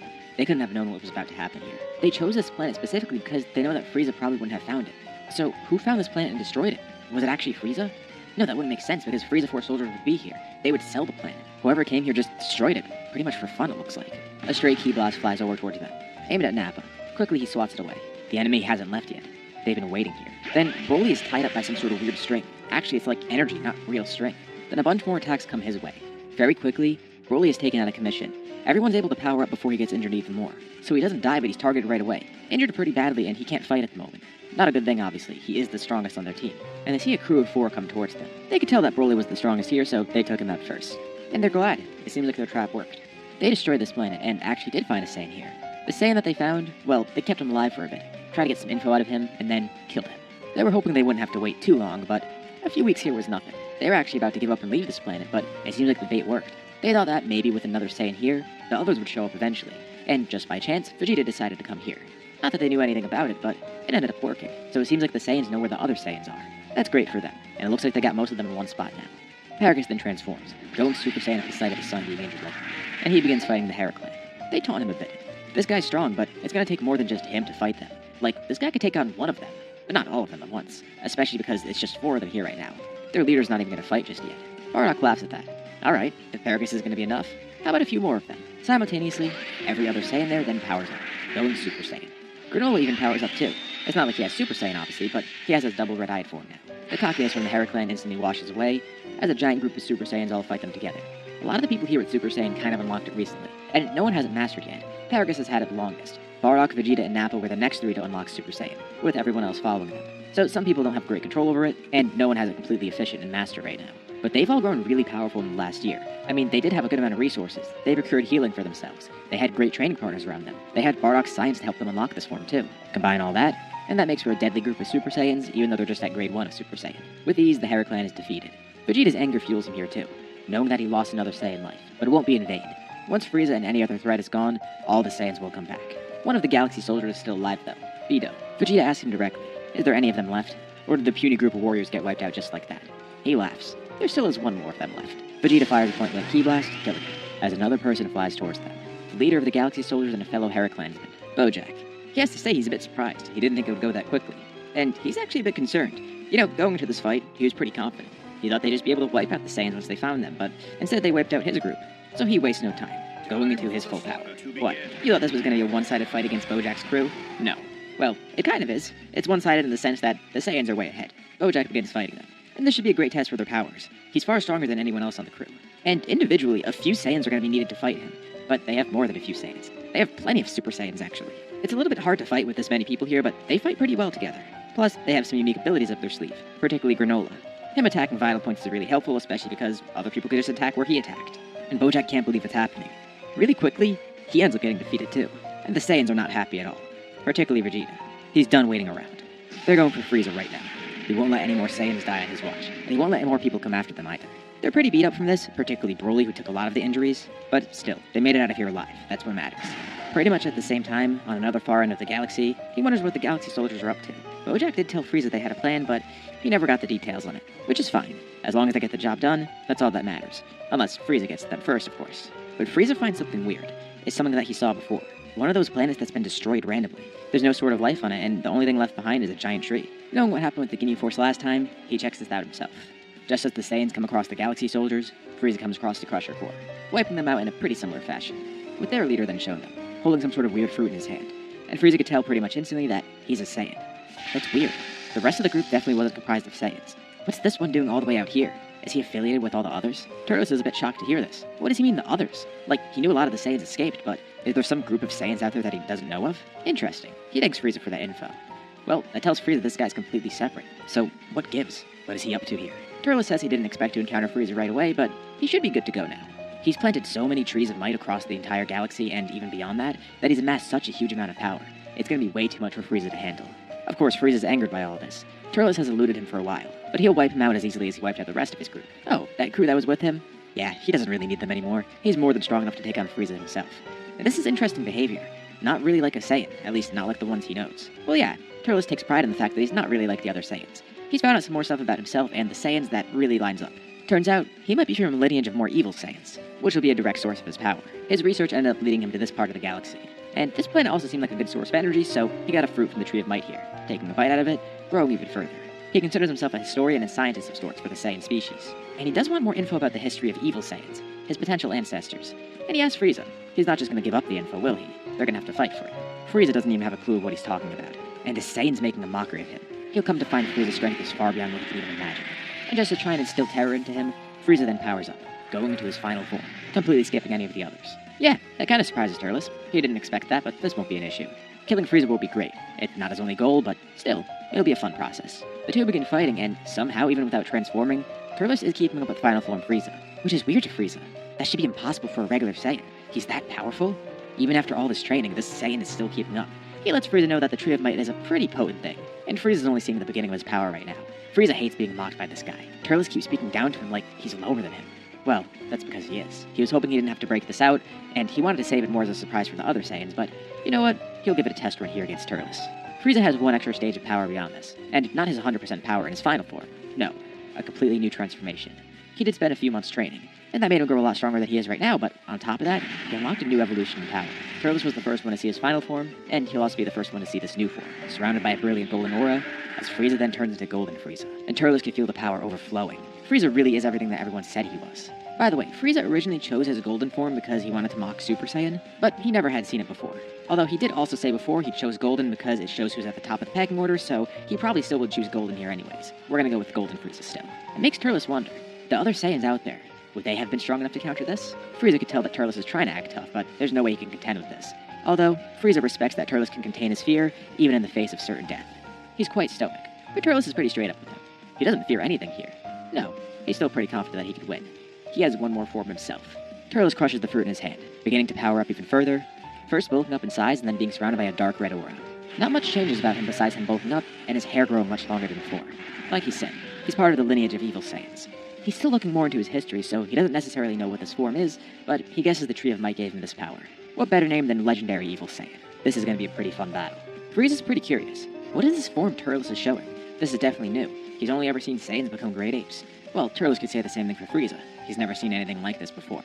Frieza asks outright, is he the Super Saiyan of legend? Turles says he definitely is not. Great. Frieza has no reason to be worried then. He honestly doesn't know what to expect from the Super Saiyan, but if this isn't that, then this definitely isn't a legend. Turles begs to differ though. This is still legendary, just in a different way. The two begin their battle. Golden Frieza versus Evil Saiyan Turles. Of course, it's a pretty explosive fight, and pretty much everything around them is destroyed immediately. But far away all across the galaxy, Vegeta's crew is all together, of course, and they sense something strange going on. Why could they feel this all the way out here? Whatever they're sensing definitely isn't close, but it's also definitely really powerful. And that gets them concerned too, because they can't tell whose ki that is that's fighting. The last time they saw Frieza, they weren't able to sense ki, so they don't know what Frieza's ki feels like. Although, this ki kind of feels similar to King Cold, and it's definitely really evil. Also, much higher than King Cold's ever was. But it's not just that power they're sensing. They assume that first one is Frieza. The second one feels completely different. It's something unrecognizable. There's some sort of other enemy out there. Someone who's strong enough to fight Frieza, even with Frieza's new level of power. This is concerning for a few reasons. There's an unknown enemy out there who has a gripe with Frieza, and maybe he's related to the Saiyans somehow. Or even has a gripe with them, too. But as for Frieza, they can feel his power, and it's really high. Even with all their power combined at the moment, that definitely wouldn't be enough to fight Frieza as he is now. They really need to kick things into high gear. And whatever's going on out there, they hope it's going to work in their favor. They don't know who Frieza's fighting, but hopefully they win. The enemy of their enemy is their friend, even though they don't know Turles is actually a Saiyan like that. The fight rages on. Frieza's pretty surprised to see a Saiyan this strong. Especially after getting this strong in his golden form, he thought no one would be able to defeat him. But this guy's contending with him really easily. Plus, unlike normal Saiyans, Turles is actually able to fight out in space. Seems like a good side effect of this form. This allows him to fight Frieza on a much larger scale, and also lets him avoid being killed if the planet is destroyed. But as the fight continues to rage on, Frieza loses power. He doesn't have full control over his golden form yet, and Turles actually does have an edge in terms of raw strength, much to Frieza's surprise. He doesn't know what this Saiyan did to get that strong, and he's never seen anything like this power before. But Turles finishes off the fight, penetrating a hand through Frieza's chest, and launching a powerful blast through it, leaving him floating out there in the vacuum of space. Frieza powers down into his regular final form, floating there seemingly lifeless. Good. That's one less loose end. Turles still has a lot more to accomplish, but it's nice that he got to fight Frieza. He didn't think he would be that powerful, but it's just a testament to how strong his evil Saiyan form is too. And even without having his whole squad anymore, it's fine. Turles can make do. He leaves Frieza floating out in there in space, and then goes towards his ship. This doesn't seem to be his main ship, but he takes it back to Frieza's main base, locating that, and then raiding it for all the info he can get. He doesn't actually kill a lot of the soldiers, especially because a lot of them evacuate before Turles even gets there. But Frieza's dealt with, and all he wants is the info that Frieza has. And Frieza does have a lot of historical data on the Saiyans, including Saiyan legends too, which is exactly what he needs. He wants to look more into Saiyan history. He got what he wanted, and then some. But he also needs to find those other Saiyans that are out there. He quite likes this evil side of himself too, being consumed by the power that comes along with it. As for what's going to happen when he meets those Saiyans, well, he doesn't know for sure. Knowing Saiyan history with how the evil Saiyans fought the good Saiyans, they probably will fight. There's no way they're going to be allies. Turles has come to accept that, but it would be nice to have more Saiyans on his side. He does have some other things he needs to do though, although there is still a loose end. Turles didn't kill Frieza. He thought he did. Well, he doesn't realize that Frieza is really durable. Frieza is pretty badly injured, and yeah, he powered down, but he didn't die. He's not going to die from this, nor will he bleed out from this. Actually, this injury isn't really that bad, considering what we've seen Frieza go through in the main series. But he doesn't have a lot of power left, and he's kind of just stranded there. Thankfully for him, some of his army is still around, and they eventually do locate Frieza. He's alive, not in great condition, but still alive. And unlike what happened after Namek, it's not like he needs a bunch of cybernetic parts. But it is going to take some time for him to heal, especially because they have less resources now. Frieza's army is still active, but at the same time it's slowly crumbling. They've lost King Cole. They've lost a bunch of soldiers. Frieza nearly just died, and if Turles actually stayed around to finish the job, he definitely wouldn't have survived this encounter. If they want to have any hope of winning, things need to change really quickly. Let's go back to our main group of Saiyans. Of course, they sense this from all the way across the galaxy. The fact that they even felt that is really surprising, and that tells them whoever they're dealing with is way too strong for them. But it seems like whoever was just fighting Frieza killed him, because Frieza's power just disappeared, and the other guy's power was still around. None of the Saiyans has a clue of what they just felt. Bardock's the first to say something. He doesn't know if Frieza was actually defeated. Like, it feels like that, but they can't really trust their ki sense from that far away. He could still be alive. All they know is that Frieza's ki disappeared. The fight could have ended some other way. They really don't know for sure, and they shouldn't take this as a sign that Frieza's actually dead right now. The other Saiyans agree, especially the older ones wanting to be more careful. And they remember what they saw with King Cold too. He was able to really take a beating, so there's no way Frieza was killed just like that. Paragus thinks this isn't a sign that Frieza's dead. They can't take it at face value and believe it. They need to 100% guarantee it and confirm that he really is dead. And of course, Vegeta sees another big problem. That other power. They don't know who it was. And it's not like it's easy to narrow it down either, because first of all, they don't even know of anyone who would be that strong. And in terms of people who have beef with Frieza, well, a lot of people would. So there's a lot of people with a lot of reasons to kill Frieza. Whoever that was, they're not guaranteed to be a good guy, much less an ally to them. Either way, they need to get moving. They need to figure out how to get stronger, quicker. Because in the event that Frieza's still alive, or in the event that enemies gonna come for them, they need to be strong enough to fight. So, what happens after this? Well, time passes. A lot of it, actually. Years go by. Everything's pretty much at a stalemate. It's not like Vegeta can make a wish to revive the Saiyans either, because if Frieza still is alive, then that's gonna be for nothing. He'll have to get to the other Saiyans later. Granola ends up returning to Cereal too, but tells the Saiyans he's always there if they need his help. He likes working with them, and Vegeta and Tarble are like brothers to him. So, eternally he will be an ally to them. But for now, at least he can return to his peace. Once the time comes to fight, he'll be there to help. This happens because the Saiyans pretty much have their own permanent place now. There hasn't been any sign of Frieza over these past few years, but he's active again. The army is definitely out there. So the Saiyans found this new planet in a completely different galaxy, and they decided to settle down here for a bit. They still need to find out who fought Frieza, though. As for Frieza himself, he's recovered a long time ago. He actually hasn't really trained much. He's purely dedicated himself to finding Turles. But ever since their fight, Turles has been a ghost. He's not even focused on the other Saiyans anymore. It's like he's focused purely on this one thing. But while he's not physically training a lot, mentally he's at least working on his golden form, trying to get better control of that. He feels like that might be why he lost last time, so he's working on it. But it's not like his training in Hell. When Frieza was in Hell in the main story, that's really all he could do, just mental training. Here, Frieza still is running an empire, and he has a lot on his mind, so he's not going to fully master the golden form right away. And it's definitely not going to be easy either. As for the Saiyans, they've all grown significantly too. There's been a lot of training over this time. They've all gone beyond Super Saiyan by now, discovering Super Saiyan 2, and of course perfecting the original Super Saiyan form. A few of them have even gotten access to a brand new form, Super Saiyan 3. And thanks to the Saiyans all having their tails still, besides Paragus and Broly at least, they could utilize Super Saiyan 3 much more easily than normal. And as for Broly, he's kind of gotten a control on his power. He's actually accessed his own Super Saiyan form, which was really tough for them to control, especially because they had to fight Broly in the process, but they've kind of made it work. He's still the strongest of the group by far, but he also has more room to grow, especially because Super Saiyan isn't his ceiling. That's just another stepping stone. Living on this planet, even if it's going to be temporary, has been pretty nice. The chances of them being found by the Frieza Force are incredibly slim, and they basically have this entire solar system to themselves, which is also great for resources because they could just go to the other planets and get them if they need. As far as they can tell, they're the only intelligent life forms around this area. It's pretty much a dead zone. One day Vegeta tries to survey the area around them more. This will be better for planning. In the event they do have to fight, they want to know everything about the planets around them because that could be used for ambush, either against them, or they could utilize that in their favor. The Saiyans have considered going back to Earth, but they don't want to draw any attention there. Earth doesn't deserve to have those problems. Maybe they'll return someday though, at least when this war is all over. But Vegeta continues looking around here, just to verify that the planets around them are actually safe and there's no one on them. As the leader, he's also taking initiative, which is why he's going on his own. As far as he can tell, all the planets around them are empty. But on one of the ones he lands on, something attacks him. It's not an enemy or anything. He actually doesn't really feel any ki going along with it. But there's a small animal that ends up scratching him. It's some really weird alien animal, but it's an alien, so probably not too weird. He doesn't know what to expect out here. The cut he got isn't that bad, and he just leaves the animal be. But again, just looking at it, something about it's off. Like, it's acting really intelligently, and its eyes look weird. Maybe he's just being paranoid. At the very least, he should disinfect this, so he goes back to his ship and gets ready to return home. But he starts feeling really weird. Like, it feels like something's crawling around in that cut. What the hell attacked him? Well, that animal was normal, but someone else was controlling it. Little does Vegeta know, for a while, he and the Saiyans were under watch by somebody. Not Frieza, but someone else. And after all this time, the enemy finally had the opportunity to strike. Vegeta returns to the planet, and no one can really see anything weird with him. He's acting normal, but almost a little too normal. And Vegeta's glancing around at everyone, trying to figure out what his next plan is here. What they don't realize is that Vegeta's actually fighting for control right now. He's been taken over by an external parasite. And finally, after all this time, he can get his revenge on the Saiyans. This actually goes pretty far back. Remember in the beginning of the story I mentioned that King Cold would stage wars against other species?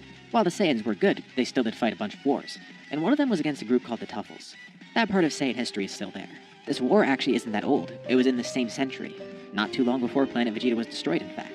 The Saiyans weren't nearly as ruthless, of course, but King Cold was using them like puppets, essentially.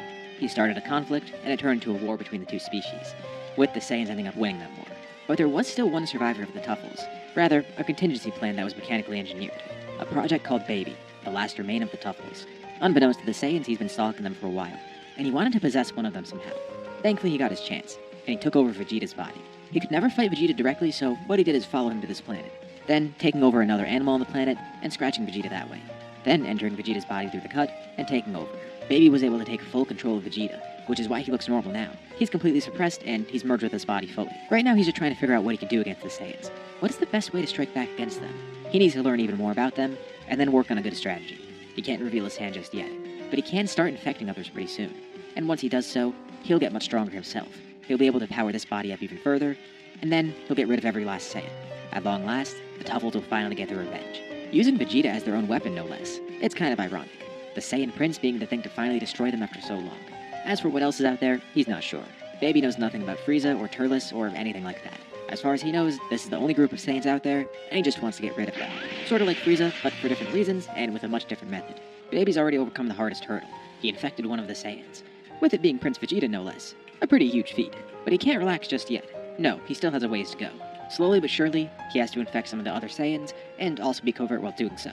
The first one he's able to get is one of Vegeta's closest men, Nappa. Occasionally they have one-on-one time. They are pretty close after all, which is the perfect opening for him to take over Nappa next. And now with two people under his control, he could spread even further. Soon enough, he's able to lure the new recruits in, Bardock's squad, the ones that they just got, calling them for a meeting and framing it like he's going to tell them a lot of info because they still need to be caught up on some things. Over that time skip we recently passed, they were found out in space and added to the Saiyans group. Vegeta and Nappa ambush them, infecting them as well. Slowly, Baby's collecting more power. Eventually, it spreads to Raditz and Guinea too. And now he has a good chunk of the group infected, just about half of them. But most importantly, he still has Vegeta. Vegeta isn't the strongest of the group, but he's one of the strongest. And there's a lot of power deep within him. The reason that the Saiyans have gone beyond Super Saiyan, of course, getting Super Saiyan 2 and 3. And Baby could use that with Vegeta, but there's something beyond that he could probably get too. He can grow even further. After some of Bardock's studies on Broly's power, he figured out that a lot of his power comes from great apes, so the other Saiyans went back to that form, trying to see if there's anything else they could do with that. Of course, this is Vegeta's knowledge, so it's Baby's knowledge now too. He could definitely use this going forward. And while he's pretty covert so far, now a good chunk of the group is acting weird, and he's getting a little too ahead of himself, so it becomes more obvious. The first one to notice is Bardock. He's been around Guinea enough. He knows she's not acting normal. Same with Raditz. Thankfully, Kakarot seems to be fine, but he could also see the same things. Something's wrong with him. And Baby decides his cover's been blown. Not a big deal. Now he doesn't have to hide anymore. Seemingly at random, a fight breaks out. Gine and Raditz versus Bardock and Kakarot. Bardock yells out to the others, saying there's something wrong with them. Shallot and Giblet get involved and try to help. But Shugesh and Tora step in. Then Paragus tries to get involved, but Nappa and Leek go after him. Broly, Giblet, and Tarble are left a bit confused, so Tarble goes to Vegeta. But Baby's a lot less inconspicuous now, and Tarble can clearly tell something's off with Vegeta. He's been weird for a while. Not completely weird, but weird enough that Tarble hasn't noticed. He didn't think anything of it, though. But whatever he's looking at right now, it's not his older brother. At least not in terms of his mind. Baby begins powering up. He proclaims the revenge of the Tuffles has begun. This is where the point in which Baby gets to control everything.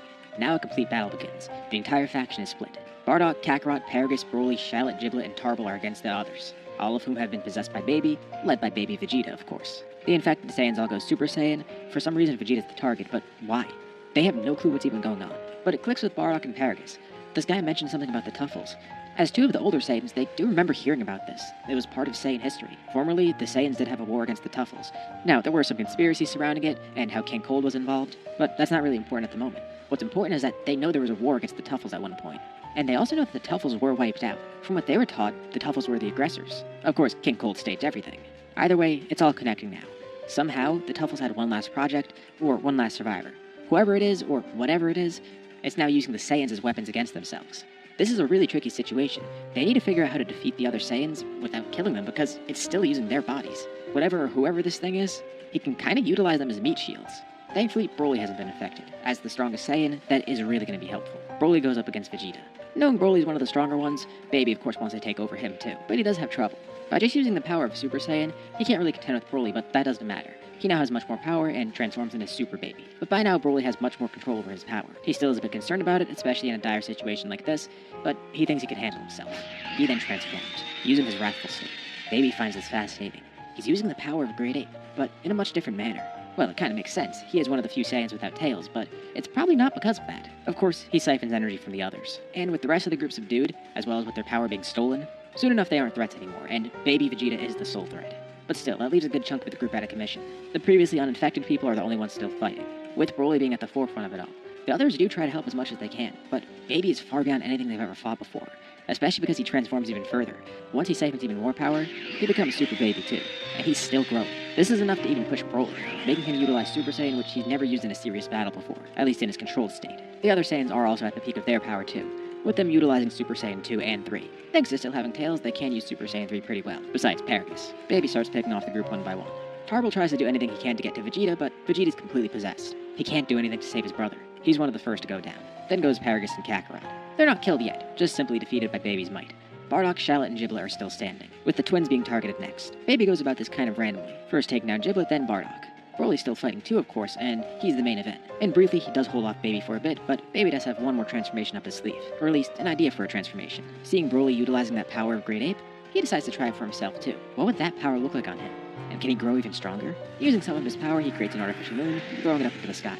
Vegeta still does have his tail, so this is all he needs. Aiming to decimate everyone, Baby then transforms into a Great Ape, trying to power up on top of that as well, showcasing Golden Great Ape. He did this kind of on a whim, and it ends up working perfectly.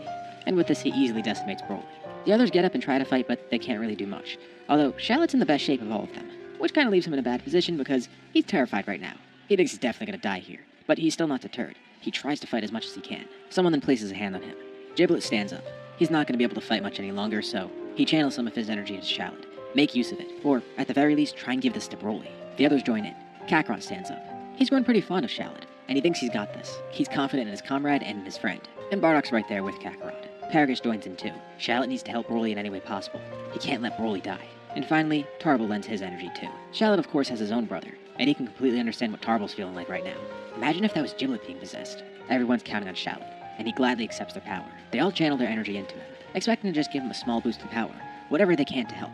It's probably not going to be much, but still, they gotta do something. But there's a weird thing that happens. They feel a strange power surging throughout all of them, with Shallot being the recipient of that too. The rage he's feeling towards Baby slowly subsides, being replaced with something that's almost calm, but also a new weird type of energy flows through him. It's so strange, he's never felt this before, but at the same time it does feel familiar, and very comforting. And while he's not the recipient of this power, Giblet also kind of feels it too. Like there's something familiar awakening within him, or at least his brother. Broly's on the ground, pretty badly beaten. Despite his amazing power, he cannot contend with creating a baby at the moment. Baby stands over him laughing, about to crush him under his foot.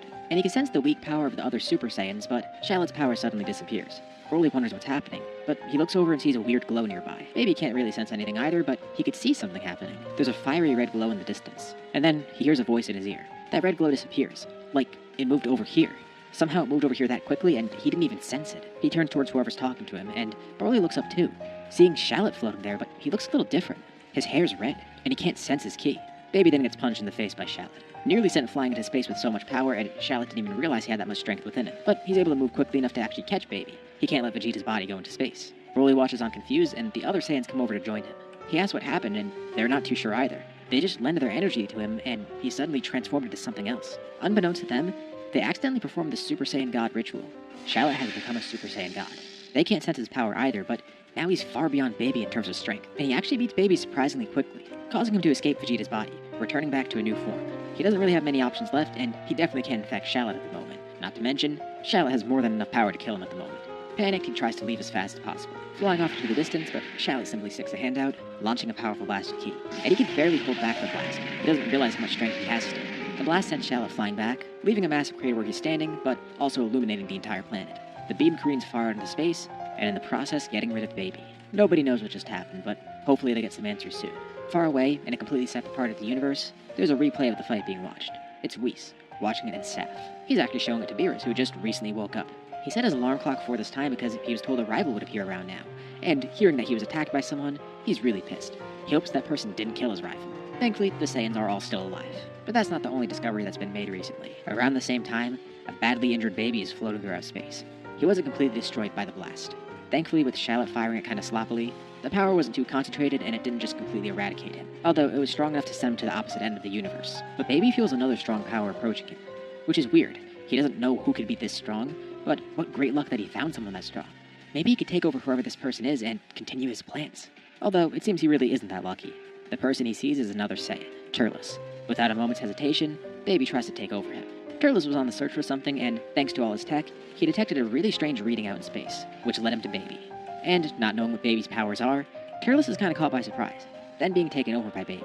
Only very briefly, though. Baby's already pretty badly weakened, and even worse, Baby doesn't realize Turles is the perfect counter for him. Turles is so in tune with his body and his power by now that he simply powers up. His evil energy basically acts as poison to Baby, and Baby has no clue how this is possible. He hasn't encountered anything like this before. For a brief moment he does become Baby Turles, but through Turles' raw power and willpower, his own evil energy completely eradicates Baby, cleansing himself with the negative energy. Turles has no clue of what that was or who that was, nor does he really care. Baby's been completely extinguished, dying with a whimper inside of Turles. Anyways, Turles continues his search, and he finally discovered what he's been looking for, an ancestor of his, who's been long locked away. Amidst the fight between the good and the evil Saiyans long ago, the good ones won thanks to help from the Super Saiyan God. Turles doesn't know much, but this is what he's uncovered so far in his search for Saiyan history. Although, just as the good Saiyans had someone like that on their side, there was one person like that was the pinnacle of the evil Saiyans, with uncontrollable power and one of the biggest forces on their side. And thanks to the Super Saiyan God, he was defeated. But he never was killed. At first, Turles thought that was the case, and he at least wanted to find remains of the guy, if any existed, because that could really help him in his research, and could definitely help him grow stronger in the process. Especially with this guy being so powerful, Turles wanted to study his body if there was anything left of him. It took a while, which is why he hasn't found anything until now. He had to chart the path that this guy might have taken, and figure out where he was defeated. This took a lot. He first had to figure out where the fight took place, then the time it took place, then the exact location of the planet at that time, and then any of the various paths that this guy could have taken. He could have died on the planet. He could have been sent flying out to space. He could have been sent far away. He could have exploded into a bunch of pieces. Turles doesn't know for sure, so he's been looking for everything. And thanks to a lot of the high-tech things he's gotten from the Frieza Force, that made it a bit easier for him. And he eventually found something. He at least wanted to find a part of this guy's body, but he ended up finding way more than he expected. It seems he actually was sent flying out through space, and his body's perfectly intact. Not just that, it doesn't seem like he died. He was actually frozen, cryogenically preserved after being frozen solid. He landed on a harsh planet not too far from where the ancient Saiyans once lived.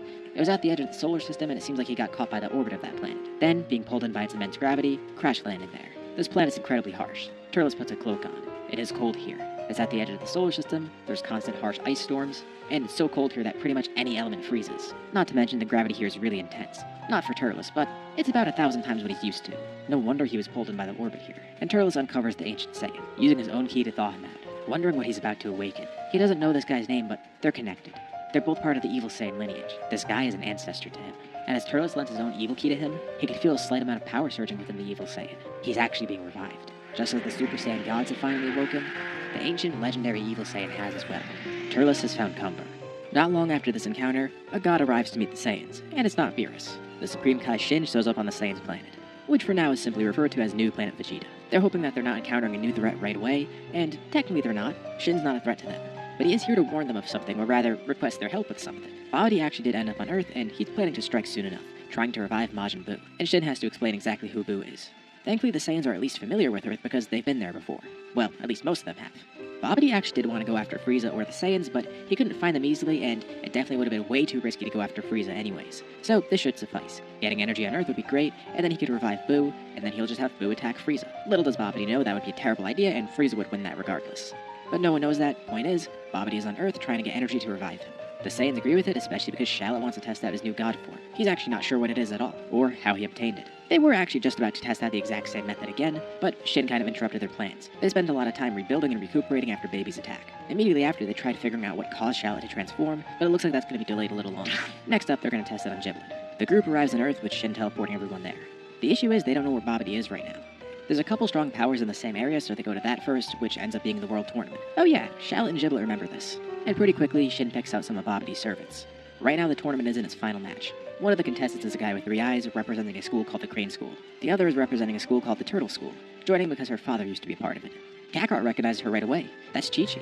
Chi-Chi ends up winning her fight, becoming the champion of the tournament, and she's up against Mr. Satan next. Thinking he's the strongest, Spopovich and Yamu are actually trying to steal energy from Mr. Satan. But his fight with Chi-Chi ends up being really quick because he bribes her. She takes it because it's easy money. She doesn't really care about the glory of this battle. Besides, she knows she would have beaten him anyways, and she's glad to have at least won the actual tournament. Fighting Mr. Satan was just kind of an honorary thing. This leaves Spopovich and Yamu kind of empty-handed. So, on a whim, they try to attack Mr. Satan, but somebody jumps in the way. It's Raditz, acting on his own. He holds on to Spopovich while Yamu tries to go after Chi-Chi, but Kakarot jumps in. Then she senses a bunch of strong powers and sees all the people in Saiyan armor. Those alien dudes are back, and she remembers Kakarot. She's glad to see him here again, but why is he here? And hopefully this time he's here a bit longer. Shin and Kibito were kind of hoping they wouldn't intervene, but they weren't able to react quick enough. They didn't think Kakarot and Raditz would jump in. Not sure what to do now, Spopovich and Yamu end up retreating, and the Saiyans try to stop them, but Shin and Kibito communicate with them telepathically, telling them to not do this. That's when they then realize Kibito's here too, actually waiting for Shin on this planet. So the group goes to follow Spopovich and Yamu. Shin didn't bring all the Saiyans with him because it's kind of overkill. Like, he didn't need to bring that big of a group to fight Buu, especially because Shallot is the strongest at the moment, so he only brought Vegeta, Bardock's family, Shallot, and Giblet. This group should be strong enough, and after all, they don't want to bring too many strong people. That would give Babidi more chances to get energy. Kakarot and Raditz stay back to make sure the tournament isn't attacked, just to ensure Babidi doesn't have any more henchmen. And the rest of the group follows Spopovich and Yamu. They watch as Babidi kills those two, and then sicks Dabura onto them. Before Dabura can do a surprise attack, he's stopped. Shallot transforms into a Super Saiyan God, killing him with one shot. Seems like a pretty simple task. Shallot then infiltrates the ship alone, with Shin and Kibito trying to stop him, although the other Saiyans just follow along. They trust his judgment. He enters the ship and quickly defeats Pui Pui, and then also defeating Yakon. With no idea of what to do next, Babidi thinks his best bet is stealing energy from Shallot.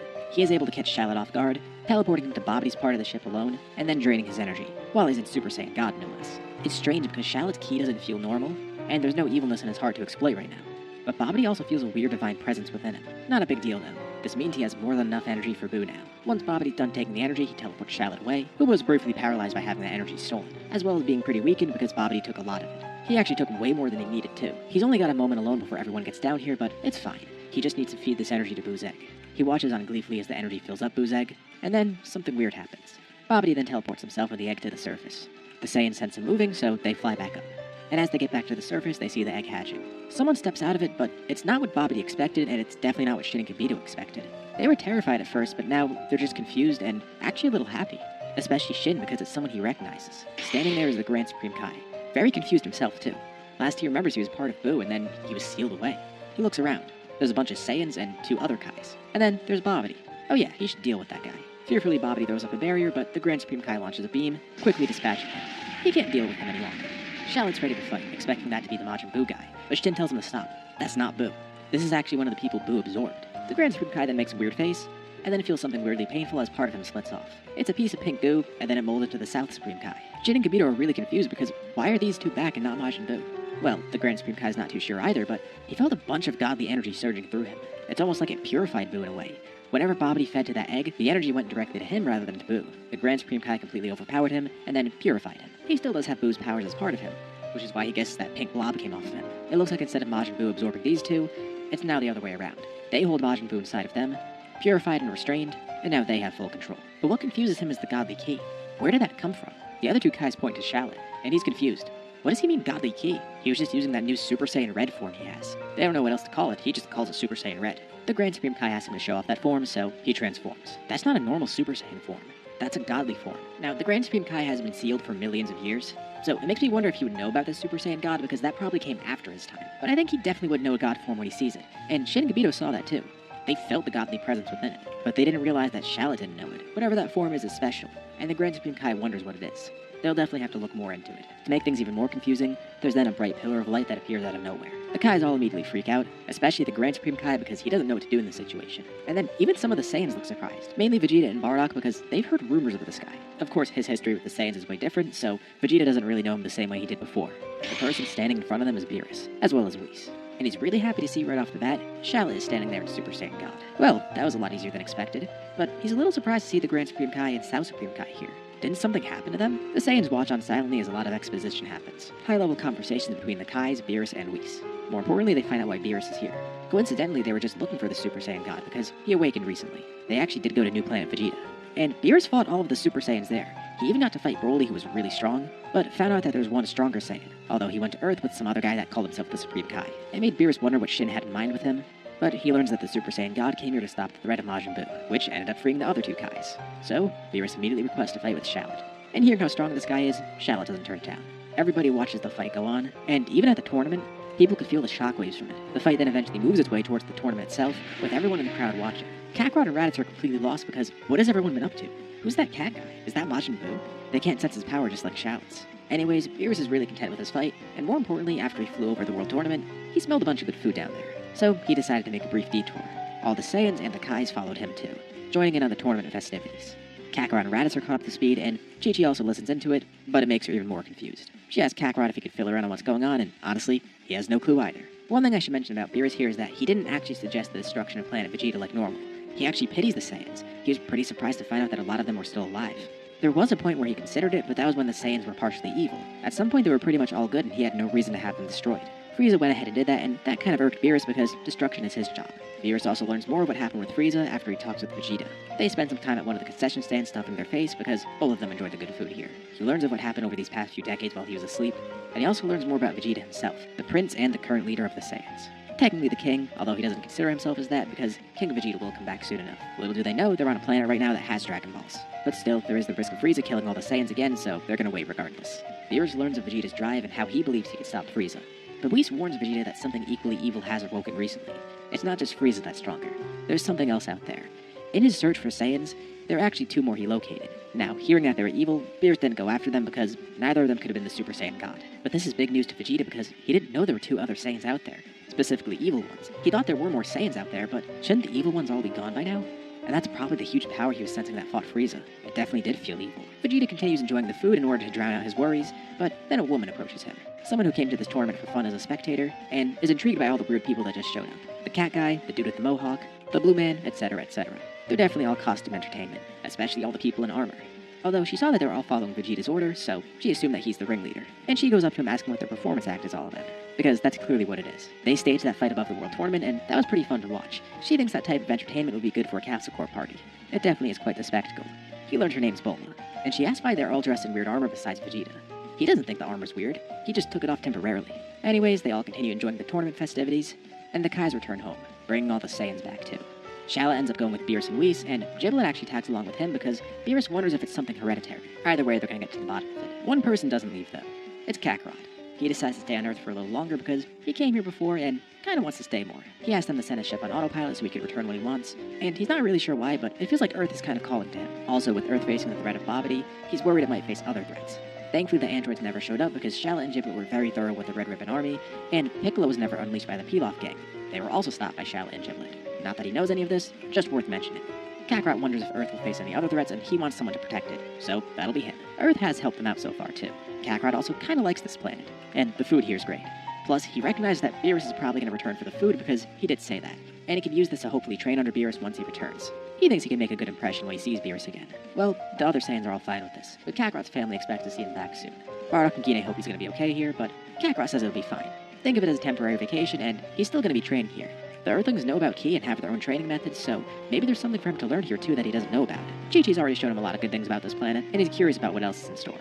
Oh, he's going to be spending more time with that girl. Bardock, Gine, and Raditz all feel like they see what's happening here. Well, they all return home, and they tell Kakarot that ship should be here in about a week. He can come back whenever he feels, but hopefully sooner rather than later because they don't know when they're going to need him again. He will be back soon, but let's rewind a bit. Back to Turles and Cumber, right after Cumber awakened. Turles is amazed at Cumber's power. He's uncontrollable right now, though, and if anyone else were there besides Turles, he would immediately attack and try to kill them. But he could feel it in Turles' Ki. He's an ally. He has a similar type of Ki to him, and weirdly enough, it's like Cumber can innately sense that he's family. Very largely removed, but still, related. Turles learns of what happened to him. Far back into the Saiyans' history, he was defeated by a powerful Good Saiyan, one who was empowered by other Saiyans then transformed into something else. He hates the Good Saiyans, and he learns from Turles that some of them are still alive, but he could feel something else. He can sense that far away, there's a new presence that's awoken, and despite himself not being divine, being the legendary evil Saiyan and basically a counter to the original Saiyan God, he and even Turles can sense a shift in the universe's balance. More so Cumber.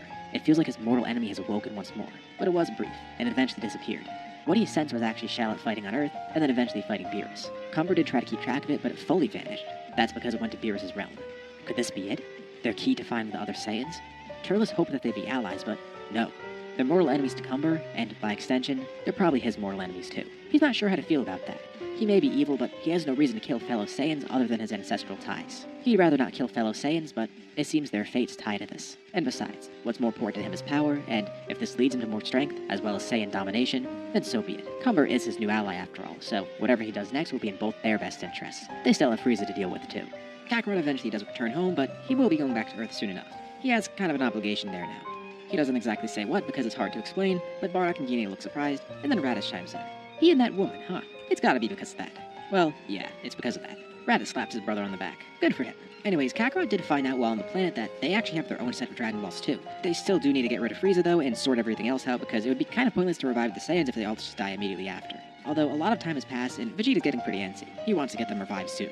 But Shallot actually has returned alongside with Giblin. Only temporarily though, they went back to the planet right after.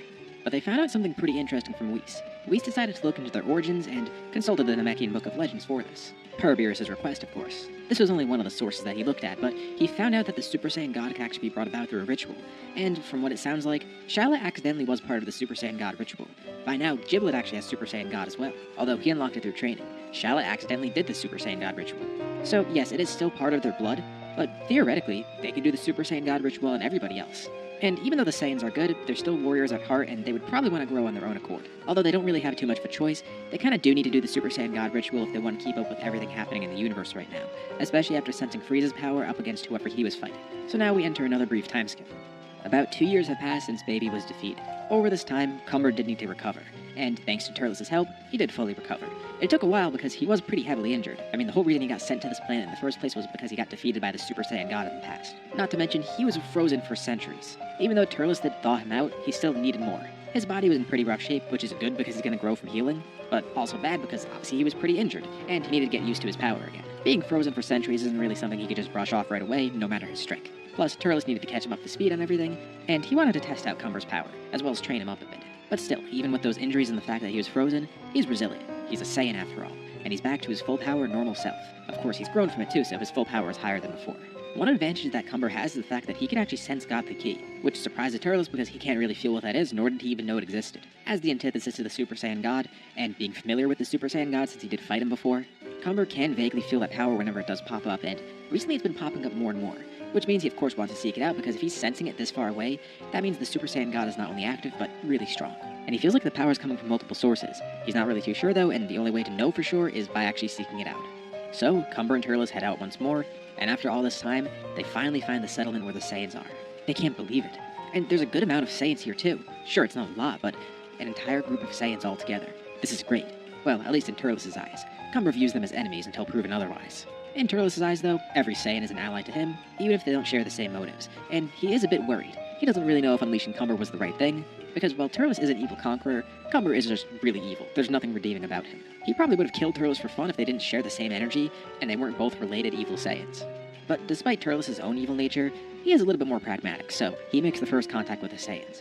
Immediately they're a bit suspicious because this power of his feels very familiar. They don't see his full power right away, but something about his key signature feels like they've sensed it before. And it takes them a bit, but they eventually figure out that this is who is fighting Frieza. Well, at least they know he's a fellow Saiyan and not an enemy. Hopefully. I mean, his ki does feel evil. Also, weirdly enough, he looks exactly like Bardock and Kakarot. Turles says it's mere coincidence. He's not related to those two as far as he knows. He tells them all about how he fought Frieza, and he knows now that Frieza's back. He regrets not handling that as he should have because Frieza was right there. He could have gotten the kill and finished it, but he got too sloppy. But anyways, he wants to band together with the Saiyans. He's been looking for them for a while, and unlike Frieza, it's not to destroy them. Well, unless they give him a reason to, but he doesn't say this out loud. He proclaims he'll lead the Saiyans to prosperity if they embrace their warrior side. He can tell they're clearly powerful, but they're holding themselves back. He's gotten in touch with his own roots, and while it's different from these Saiyans, he feels like they're wasting their potential. But Vegeta then steps up. He won't be leading the Saiyans anywhere. Vegeta already is their leader, and he can tell something's fishy about this whole thing. Sure, they might both be Saiyans, but he can feel that evilness within Turles, as well as that other guy. Turles isn't looking for a fight. All Saiyans are his allies. He was simply proposing a truce between the two of them. But then Cumber steps up. He can't take any more of this. This prince is a weak excuse for a prince. Turles told him everything that happened. It's his father's fault that the planet was destroyed. King Vegeta was a weakling.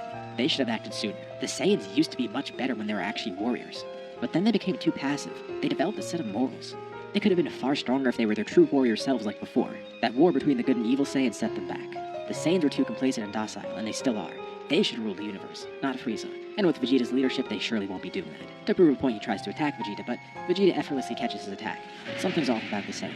He's really strong just in base, and it causes Vegeta to flash in his Super Saiyan God just to catch the attack, but still, he does catch it effortlessly. And Cumber's taken aback at first, same with Turles. So this was what they were sensing. All along it was Vegeta, the Super Saiyan God. Immediately this gives Cumber flashbacks to what happened before. Vegeta's his enemy. Vegeta would love to welcome more Saiyans here, but clearly these Saiyans have different ideals in mind. And he agrees with Turles too. He'd rather not fight. But if they need to, then so be it. Cumber's enraged. He instantly powers up and starts a fight with Vegeta. And Turles tries to stop it. Things are getting out of hand, but he has already decided that Cumber is his ally. Plus, the Saiyans are definitely not going to accept him as easily since he brought Cumber here, so it looks like he'll have to fight. What a shame. He really didn't want it to come to this. He powers up into his evil Saiyan form, with Cumber using the same type of power. But then, the rest of the Saiyans start transforming. And Cumber's shocked beyond belief. Around him, every Saiyan's hair changes color. That same reddish hue that he saw from before when the Super Saiyan God defeated him all those years ago. And he feels that same godly ki. Weirdly enough, some of them don't turn red, some of them turn blue, with Vegeta being one of the ones to turn blue. Although there's one that's unlike the others, one who hasn't gotten the Super Saiyan God form yet because they were kind of scared of how it would affect him. Even though in reality, it would probably be the best thing for him. It's another pretty large Saiyan. His hair turns green. It's Broly, using his full power form. And yet, even without a God form, he still is one of the strongest Saiyans here. Not to mention he has spirit control to go along with it, and if he needs to heal others and act as support, he could do that too. Seeing all these Super Saiyan gadgets enrages Cumber even further. He hasn't even met Shala and Giblet yet. These have to all be false Super Saiyan gods because they don't look like they're related to the one he fought in the past. But he's grown far stronger since then. Even if he needs to take on multiple at once, he will. He's then attacked by Broly, noticing that his power's growing alongside his rage. He thinks the two of them are similar, but Cumber says there's no way they are. Broly is far too good-hearted. Cumber's pure evil. The two clash with a couple other Saiyans helping Broly, and individually, Cumber is stronger than anyone here. But he's fighting an entire army of Super Saiyan gods, with some having Super Saiyan Blue by now. And as that battle's going on, someone attacks Turles. There are actually a couple of Saiyans on him, but one of the main ones attacking him is one that looks exactly like him. It's Kakarot, using Super Saiyan Blue. And the rest of his family follows suit using the same form. Turles feels Cumber's power growing as well as his own, but with this many Super Saiyan Blues and Super Saiyan gods against him, there's no way they could win. And Kakarot recognizes this. He tries to level with Turles. Retreat now. They don't need to fight. The past is exactly that. The past. They're not enemies anymore. And from what he could tell, Turles seems to be a modern Saiyan, just related to that other guy. He doesn't know why he's so obsessed with the evil Saiyans of the past. Kakarot can obviously tell that Turles isn't a good guy. He doesn't even know what Turles has done, but just from his appearance he could tell he's a conqueror. Just because of that, they should fight him because he's an enemy. Maybe not to them, but everybody else. Although Turles is clearly hesitant, and it's so strange. He knew that he'd have to fight the Saiyans eventually, and after all that he's accomplished, and all his goals that he still has in mind, he knows this is merely a stepping stone, but why does he still harbor that doubt? Why is he hesitant about fighting the other Saiyans? As a Saiyan whose pride stems from his power and his warrior spirit, why does he of all people not want to fight them? He believes that the Saiyans are superior to everybody else, but he also acknowledges the fact that Saiyans that won't stand by him should die. Although now he's feeling way more conflicted than he expected. Seeing the Saiyans face to face for the first time ever, he doesn't know what to think or do. But at the same time he does need Cumber, and he wants more strength for himself. His goals conflict with those of the good Saiyans. Plus, his evil ki and his evil nature is pretty intoxicating. And Kakarot can see that he's kind of striking a nerve with Turles, so he asks the other Saiyans to hold off, just fighting him alone. Kakarot and Turles fight one-on-one, and he reminds Turles that it's two versus a group. Right now, in his fight with Turles, Turles is clearly the stronger one. but Kakarot wants to fight him alone, leveling with him as a Saiyan. He's sure that Turles would love a fair one-on-one fight like this. At full power, nothing held back. Turles does have a lot of power from the Tree of Might, but with the Saiyans now getting this powerful, it's definitely not enough. All the way on Beerus' planet, Shallot and Giblet are still training. Even though there's all these other Super Saiyan gods, Beerus has only chosen them to be his rivals because they were the first ones to get the form, and in terms of lineage, they're directly related to the Super Saiyan god of the past. So, Beerus thinks they're special. But they sense this fight going on pretty quickly and decide they want to go there to help. Something big is going down and they can't miss out on it. Now back to New Planet Vegeta. Cumber is nearly defeated by Broly and is surrounded by all these other Saiyan gods. He can feel more power deep within him, but still can't draw it all out. These transformations they're using, he's unfamiliar with them. He only knew about the Super Saiyan God form, and there's no way he could access that. But there has to be more. Grade 8, Super Saiyan, something like that. Or just draw out his power as an evil Saiyan. Keep growing from that alone. Use his rage. Maybe that Saiyan Broly is somewhat similar to him, at least from the sense that they both get power from rage. Although both in very different contexts. Kakarot continues his battle with Turles too. But then, everything stops. Even Turles and Cumber stop fighting. It's like they all feel a shiver down their spine. There's a strong power approaching, and it's rapidly getting closer towards the planet. Paragus looks out into space. Whatever's getting closer isn't a ship, and it's moving really fast. Normally with ships they'd feel a couple of energies all packed together, but it's just one energy. And then as it gets closer and closer, they realize it is someone flying towards the planet, and they can instantly tell whose power it is. Turles simply utters one word: Frieza. And he starts laughing maniacally. Finally, his chance to actually defeat Frieza. Cumber has no sort of relation to Frieza, but he knows him because of Turles. A strong opponent, one who oppressed the Saiyans. He finally lands on the planet, right in the middle of Broly and Cumber. He sensed that power all the way out in space, and it led him right to the Saiyans. He couldn't feel the power of the godly Saiyans, but Turles and Cumber, he could definitely sense that at least. And it's like Christmas morning to him. He's surrounded by all the Saiyans he was looking to find. Maybe there are some others out there, but this was the big group, the one that he was looking for. Not to mention Turles, the one who nearly killed him. And he makes sure to taunt Turles too. He clearly didn't do a good enough job. Cumber has no interest in fighting this guy. He wants to continue fighting the Saiyans, although if Frieza gets in his way, he'll be sure to kill him. Now this is new.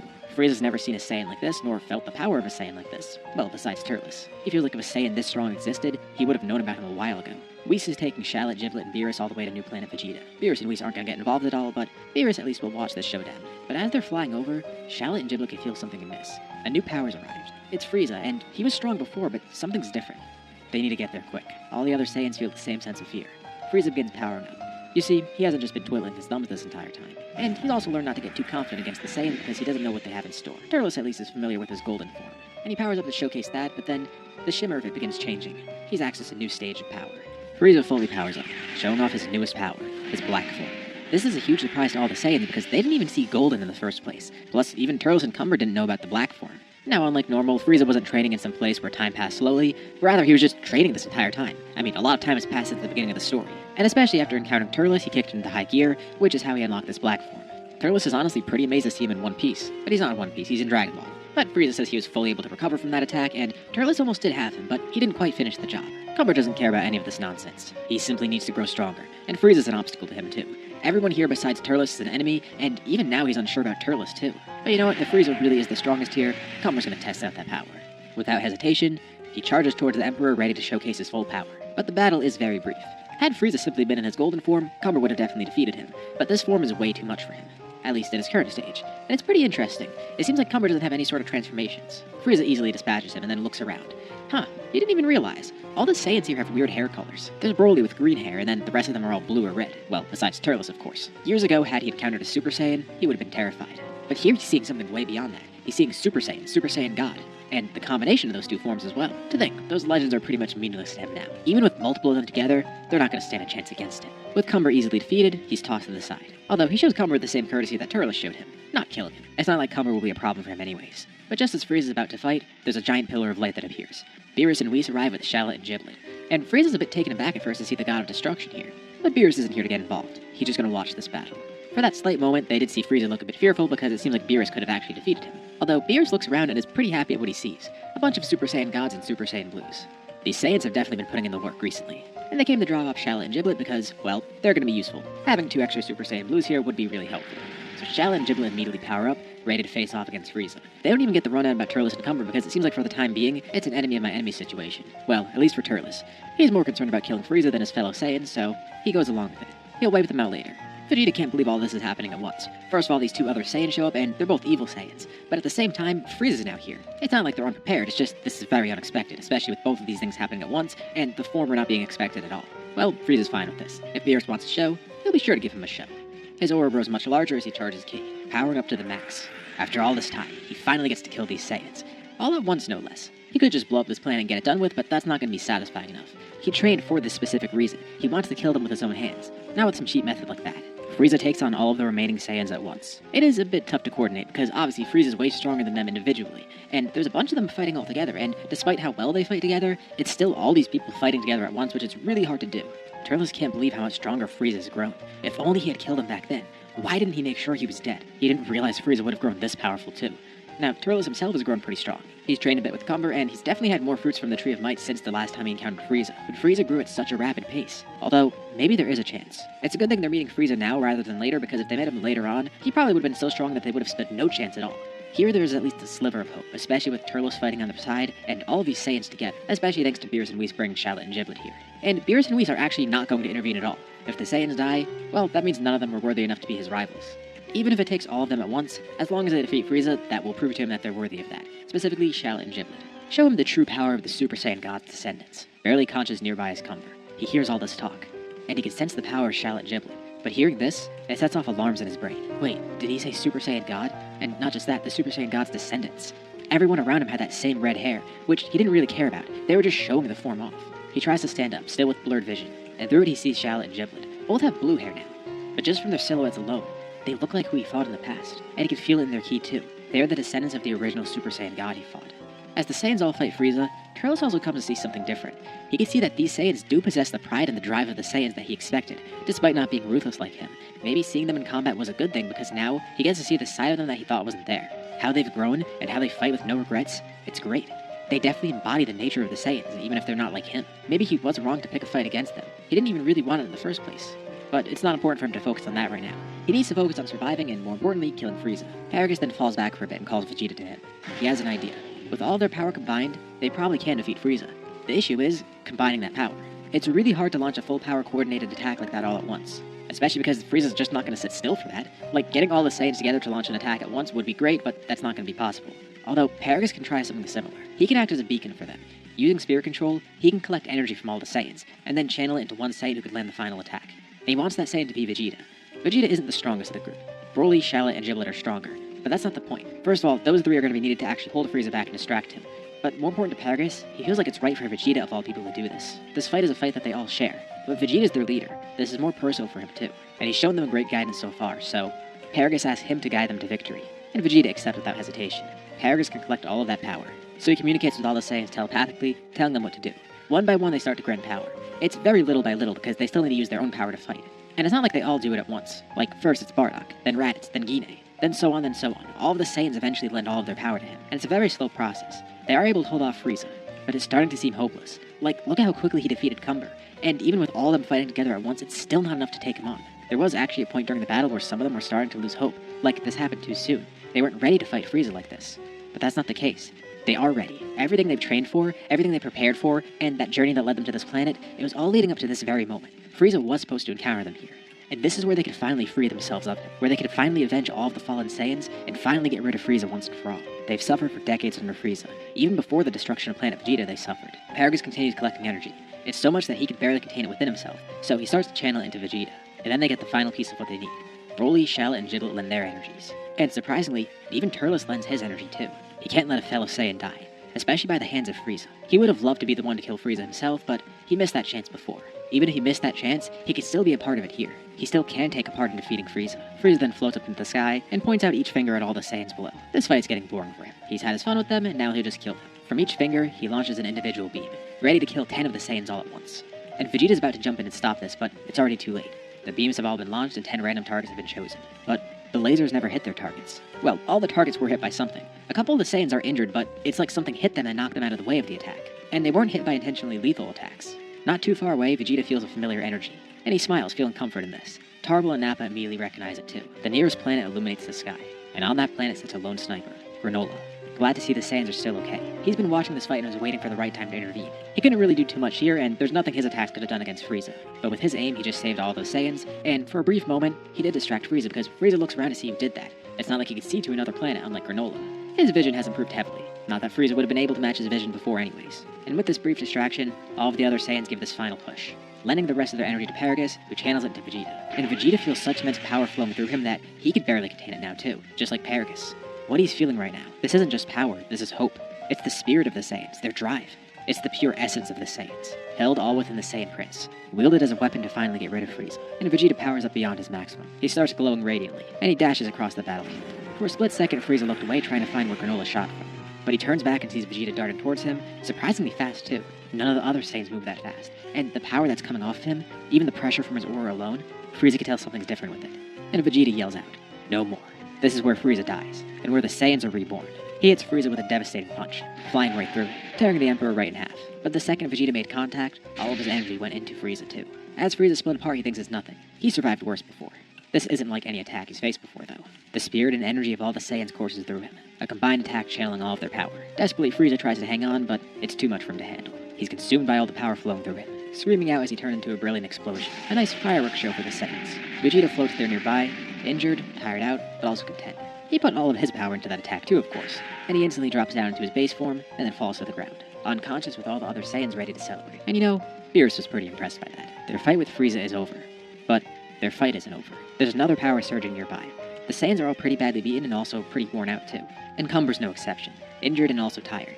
But still, that thing he heard before about the Super Saiyan God's descendants, it can't be true, right? With an immense amount of adrenaline flowing through his body, he stands up, barely being able to do so at first, but then regaining his composure. He gets a good look at Shallot and Giblet, and slowly, he steps towards them. They turn around and immediately feel his evil presence, knowing that something's wrong. They still didn't get the rundown about what happened. Nappa tells them that guy's apparently some ancient evil Saiyan, and that rings a bell for the twins. That's what Whis and Beerus told them about. They look over at Turles too, and they can feel the same energy coming from him, but this is different.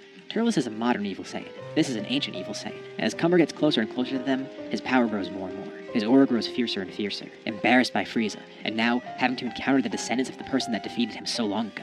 It's all so humiliating. Where is his strength as a warrior? Why is he not doing anything to stop this? And his eyes dart over at Turles. He fought alongside them. Is Turles being swayed by these weak Saiyans? Turles always had a soft spot for Saiyans in general, but Cumber can't believe this behavior.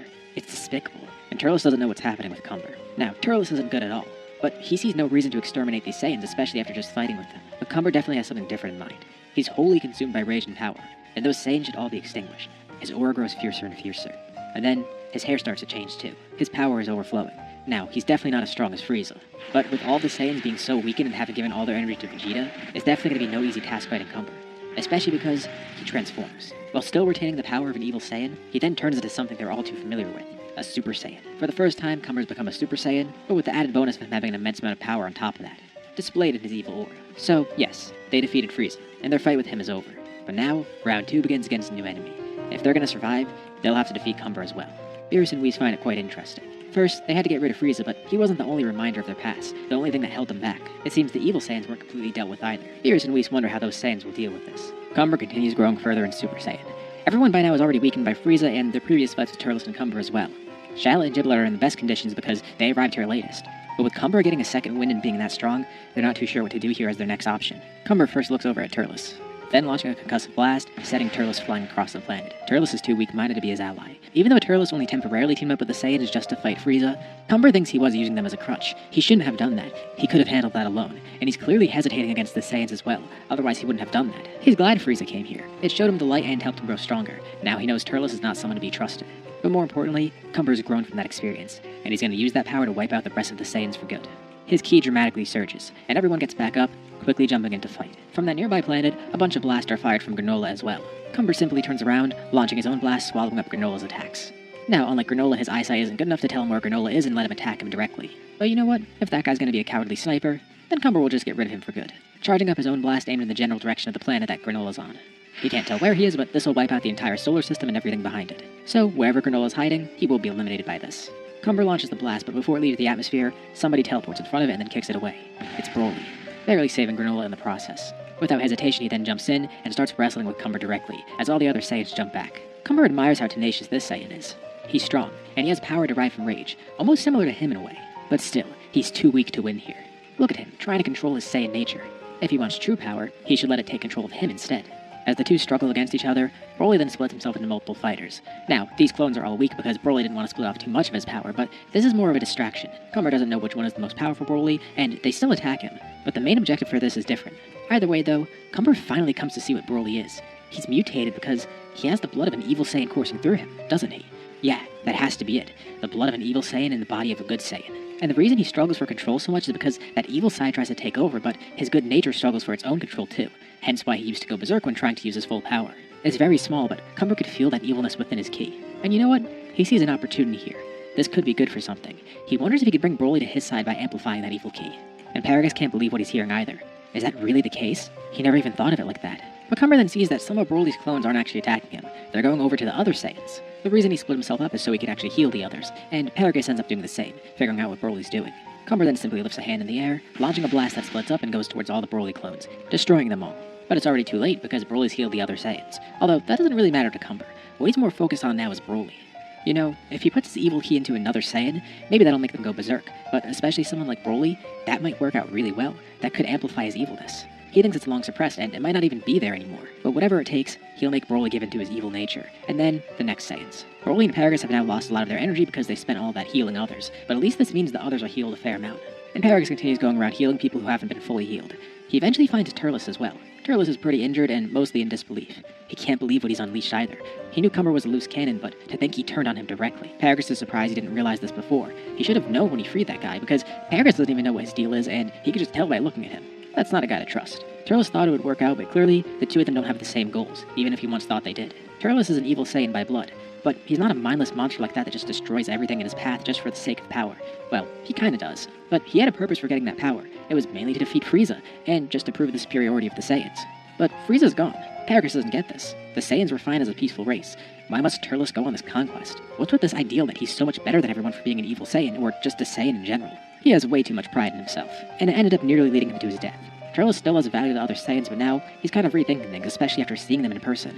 He didn't want to go against them in the first place, but he shouldn't have brought Cumber back. That was inherently going against the Saiyans in general. Maybe the new way of Saiyan life isn't as bad as he thought. He thought they lost their way and became weak. But then another Saiyan butts in.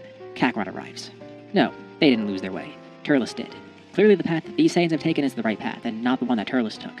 And you know, if Turles really does value the Saiyans as a whole, he should prove that by fighting alongside them. Why fight against them? Cumber is the enemy here, and he's turned on Turles. There's no reason to be on his side anymore, and Turles can't believe it.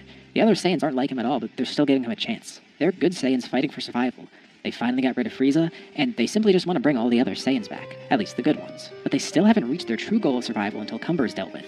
The only thing standing in the way of the Saiyans actually prospering is the fact that Cumber's around. Turles made things worse, if anything. Bringing Cumber back is like working with Frieza. Both will lead to the full destruction of the Saiyans. But still, it's not over yet. Kakarot thinks Turles can change too. He's clearly hesitant about what he's done, and that's why they didn't kill him right away. Turles can't still make things right, but he needs to decide what he wants to do. Meanwhile, Cumber is still fighting Broly, and eventually he gives some of his evil ki to him. The evil ki begins to take over Broly. With any Saiyan, this would have the same effect, making them go berserk as they can't contain it, basically affecting them with the nature of an evil Saiyan just like he and Turles have. But for Broly it's different, somebody who already had issues controlling his rage and such. Sure, this means Cumber has to give away some of his ki, but still, this is a fine experiment. It'll be fun to see what the outcome of this is. As he lends Broly more evil ki, Broly's power then returns, and he goes berserk in the process. But Shala and Giblet step in to intervene. Thankfully they didn't do the Super Saiyan God ritual on him, because otherwise he would have been completely unstoppable right now with the evil ki. Although it does make them wonder what evil ki would do if he were in a Super Saiyan God form right now. No point worrying about that. They need to fix Broly and stop Cumber as well. Broly begins to lose control as he struggles further, trying to regain his control back, and he fights Shallot and Giblet, while Cumber returns to fighting the other Saiyans all at once. Thankfully, Broly is pretty injured, and he lost a lot of power by healing the others, so this power-up from Cumber took a little bit of energy from Cumber, and it basically just restored Broly back to where he was before. Shallot and Giblet are two of the stronger Saiyans too, so maybe they could take him on alone. The rest of the group tries fighting off Cumber, but an unexpected ally joins. Turles re-enters the fight, having been healed by Paragus, agreeing with him and Kakarot. They're right, Cumber's in their way. And besides, what's the point of having Cumber around if Turles wants to be the strongest? He's another obstacle, just like Frieza, someone who he needs to defeat. Not just for his sake, but the sake of the Saiyans as a whole. He fights alongside the other Saiyans, and Cumber hates seeing this. He knew Turles was against him, but to see him fighting alongside the Super Saiyan gods, that's despicable. But Turles doesn't directly fight Cumber at first. He goes for Broly, simply placing a hand on him and absorbing all the evil ki that Broly took in, taking it for himself and using it to empower himself further. Broly returns back to normal as the ki surges through Turles. He controls it all for himself. The true nature of a Saiyan isn't to plow down everything in their way. He now sees what it is. Saiyans get their strength through tenacity and always aiming to improve. Besides, this fight is now a fight for survival for him as well. Cumber stands in his way too, and now he directly goes for Cumber. Cumber's now finally being pushed back. His own strength is being used against him because now it's fueling Turles, and all the other Saiyans can fully focus on him once more. Even with Broly and Paragus out of the fight, they now have the strength to back themselves up. Cumber tries to tap into more power as a Super Saiyan, but they're slowly chipping away at him. Vegeta wonders how this will go. He seems almost unstoppable, but these Saiyans have no limits. They can overcome unstoppable. And as they all fight together, Bardock asks Kakarot what he saw in Turles, and Kakarot says honestly, he's not sure. He could just feel that they could lead him down a better path, and it would be nice to have another strong ally like that too. He clearly was unsure, and Kakarot simply showing him the way. Granola is also still trying to provide support as well, although it's really hard from the planet he's on, but still, he does what he can. He's watching over everything, and even if he can't do much, he's not going to let his brothers die without at least trying. Frieza's gone, but this fight is his too. And thanks to Broly and Paragus, Vegeta is now fully healed again, and got a nice boost in power too, especially with how injured he was against Frieza. He powers up once more, showcasing an evolved version of Super Saiyan Blue, gained from the overflowing power that he had before, and he fights directly alongside Turles, the leader of the good Saiyans, and the person who tried to lead the evil Saiyans. Now fighting hand in hand, Kakarot, Shallot, and Giblet join at the forefront as well. And Bardock tries to add some of his power too. 5 godly Super Saiyans fighting together, alongside an evil Saiyan using his power to fight another evil Saiyan. And all the Super Saiyan gods channel their energy together. It's not intentional either. It's almost like they accidentally perform another Super Saiyan god ritual, except this time, Cumber's the target. As they coalesce all of their power together, it's channeled into Cumber. It's amplified, and it's not something he can hold either. Instead, it's poison to him, the pure energy of all these godly Super Saiyans all at once, those with righteous hearts. Vegeta says this will be the last time history repeats itself. They're done staying trapped in the past. But once more, the good Saiyans will overcome the evil Saiyan. With one final push, all of their ki is channeled into Cumber, and Turles jumps back, almost affected by it as well. Cumber's power continues overflowing, and he can't even contain it anymore. There's an internal battle inside of him. The godly ki of the other Super Saiyans courses through his veins, destroying him from the inside. And then, that ki all spills out. There's a blinding light as Cumber explodes. Finally at his limit, and unable to contend against this power all multiplied together. The Saiyans finally power down. The battle is seemingly done, and Beerus commends them, stepping in and congratulating them for winning 2 fights. Yeah, he's actually been here this entire time, watching from the atmosphere above. It was quite a spectacle. They forgot why he was there and they wonder why he didn't get involved. Well, this wasn't his fight, and besides, his rivals had this in the bag. This really served as proof of the Saiyan strength, and Vegeta realized they finally made it. No longer do they have to live in Frieza's shadow. Every obstacle to the Saiyans is gone. Although, there is one more loose end. Turles. He makes it clear, he's not their enemy. But the Saiyans say he doesn't need to be a stranger to them. He clearly is conflicted. And he may be an evil Saiyan by blood, but he doesn't have to be like Cumber was. He could join them in their new Saiyan Empire. What do they mean? All the Saiyans are gone. It's just the small group of Saiyans. Well, not exactly. Bardock's family returns to Namek, and they make a wish from the Dragon Balls. They ask for Planet Vegeta to be restored. Now they need to figure out what to do to actually revive all of the Saiyans, because a wish like this can't be done. They've been dead for so long, and Namek's Dragon Balls haven't actually been upgraded either. What dragon can grant a wish that brings back a group of people that have been dead for a while? Well, Vegeta, Tarble, and Nappa have that covered. Oddly enough, the dragon on planet Cereal is pretty strong. I mean, we saw what he was capable of in the Granola arc. Taranba was able to make Granola the universe's strongest. So, I think reviving a group of people that have been dead for many years, that shouldn't be a big issue for him. So after Planet Vegeta is brought back, a wish is made to Taranba to bring all of the Saiyans back as well. At least all of the good ones. Saiyan society could finally live in peace once more, and they're now free from Frieza's oppression. Of course, one of the people brought back is King Vegeta. He can't believe it. He's been dead for a while, but now he's back in the living world. Back on his normal planet, surrounded by all of his fellow Saiyans. Another wish was made on Namek to actually send all the Saiyans here, because some of them died on planets that were far away, and now, every Saiyan is back on this planet. And King Vegeta finally reunites with his son. He can't express how proud he is, but he's also disappointed. He didn't get to see his sons grow into the fine warriors they are today, but at the very least, he could watch them usher in a new era of Saiyan society. Vegeta IV will still lead the Saiyans, and he's no longer going to be the prince. Officially, King Vegeta III passes on his title to Vegeta IV, making his son the new king of the Saiyans. Shallot and Giblet still stay with Beerus and Whis because Beerus is intrigued by them. Sure, there are plenty of other strong Saiyans, but Beerus wants to test them a little bit more. And while most of the Saiyans did return to this planet, some of them still do visit their old homes. Like Vegeta, Tarble, and Nappa, they visit Cereal from time to time. Bardock's family, they visit Namek from time to time. And one permanently relocates somewhere else, Kakarot. In his time on Earth, he actually grew a lot closer with Chi-Chi, and his perfect timing too. After the defeat of Frieza and Cumber, now he can live a peaceful life here, and he even has a kid too, the first hybrid Saiyan ever born. Although he's not going to be named Gohan, because he doesn't know who Grandpa Gohan is, so he'd either give Gohan a Saiyan name, or maybe even just name him after Bardock or something, unless Chi-Chi gets her say and decides to name him something crazy like Einstein or whatever. Let's hope Kakarot gets to choose the name. And as for Turles, he returns to Planet Vegeta. He has the power of an evil Saiyan, but that doesn't need to define him. He'll continue to grow and prosper. And you know, maybe he needs to get a set of those Dragon Balls for himself to make up for all the planets he's destroyed. It is a long process. Turles doesn't just become good overnight. But slowly and surely, the Saiyans around him who gave him a second chance, they're able to mold him into something new. Just like the Saiyans were able to take their bad situation before and mold it into something brand new, bringing back Saiyan society and starting a brand new chapter. When Frieza destroyed Planet Vegeta, that wasn't the end. Rather, it was the beginning of a new era of Saiyans. Although, this isn't just a new beginning for Universe 7 Saiyans. Of course, after all their time with Beerus, Shallot and Giblet by now know about the other universes, and the other Saiyans do too. And it makes them curious. Do Saiyans exist elsewhere? Well, yeah, in Universe 6, which is a twin universe to Universe 7, apparently there is a planet of Saiyans. Champa does visit Beerus one day, and comes to learn how strong the Saiyans in this universe are, even after what they went through. And it makes him wonder, could he find a rival like that in his universe? Well, there's only one way to find out. Champa tries to get the Super Dragon Balls here, but says he'll give up on that as long as the Saiyans in his universe grow stronger from the Saiyans in Beerus' universe. So, a couple Saiyans are sent out, Shallot and Giblet, who are descendants of the Super Saiyan God, as well as the two Vegetas, the former and current ruler of the Saiyans now. They would definitely want to meet King Sadala and the rest of the Saiyans there. The two Vegetas meet King Sadala, as well as some of the other top Saiyans in Universe 6. But amidst their meeting, Vegeta comes across one of the elite soldiers. He looks surprisingly young, but apparently he's one of the stronger Saiyans here. His name's Kappa, and maybe he could use this Saiyan as a perfect example. If they want to grow stronger, Vegeta is going to have to know where they stand right now after all. And Kappa says it would be an honor to accept. He can't believe the king of the Saiyans in another universe is taking interest in him. Something about him draws Vegeta to him, and the former King Vegeta converses with King Sadala, watching this battle unfold. Universe 6 Saiyans are pretty strong even just in their base, but they know nothing about Super Saiyan or any of the god forms for that matter. They spend hours talking about the history of each of their universes, while Vegeta spars with Kappa and some of the other Saiyans here. Shallot and Giblet of course join too, and explain more about their origins. This is a really fun experience, and Vegeta would definitely love to come back here. Although, he does have a lot on his plate because now he's the king of the Saiyans in Universe 7, and he has a lot to manage there, especially since they just came back to life. So it might not be for a while, but he definitely does want to come back here. After all, these are Saiyans. It might be from another universe and another planet Sadala, but still. In Vegeta's eyes, they're all connected. He sees the potential in every Saiyan, not just in his universe, but the entire multiverse. He does have to focus on his own for now. But he would love to come back here, especially to see how much the other Saiyans have grown. Next time he comes here, he's going to fight Kappa first, and he tells Kappa he better have Super Saiyan. He pays his respects to King Sadala, and says he's just as welcome to visit Planet Vegeta in Universe 7 if he ever wants to. He hopes to see them all soon, but for now, he has to tend to his planet. To think there's even more Saiyans out there than he realized. It's quite the revelation. As Planet Vegeta begins to prosper again under Vegeta's guidance, Vegeta the Fourth that is, this is where we end our story. What did you guys think about this scenario as a whole? Leave your thoughts in the comments below. I'd love to see what you guys think. As usual, be sure to drop a like and subscribe if you want to see more videos like this. Anyways, thank you all for watching, thanks for supporting the scenario all the way through, and I'll see you all in my next video.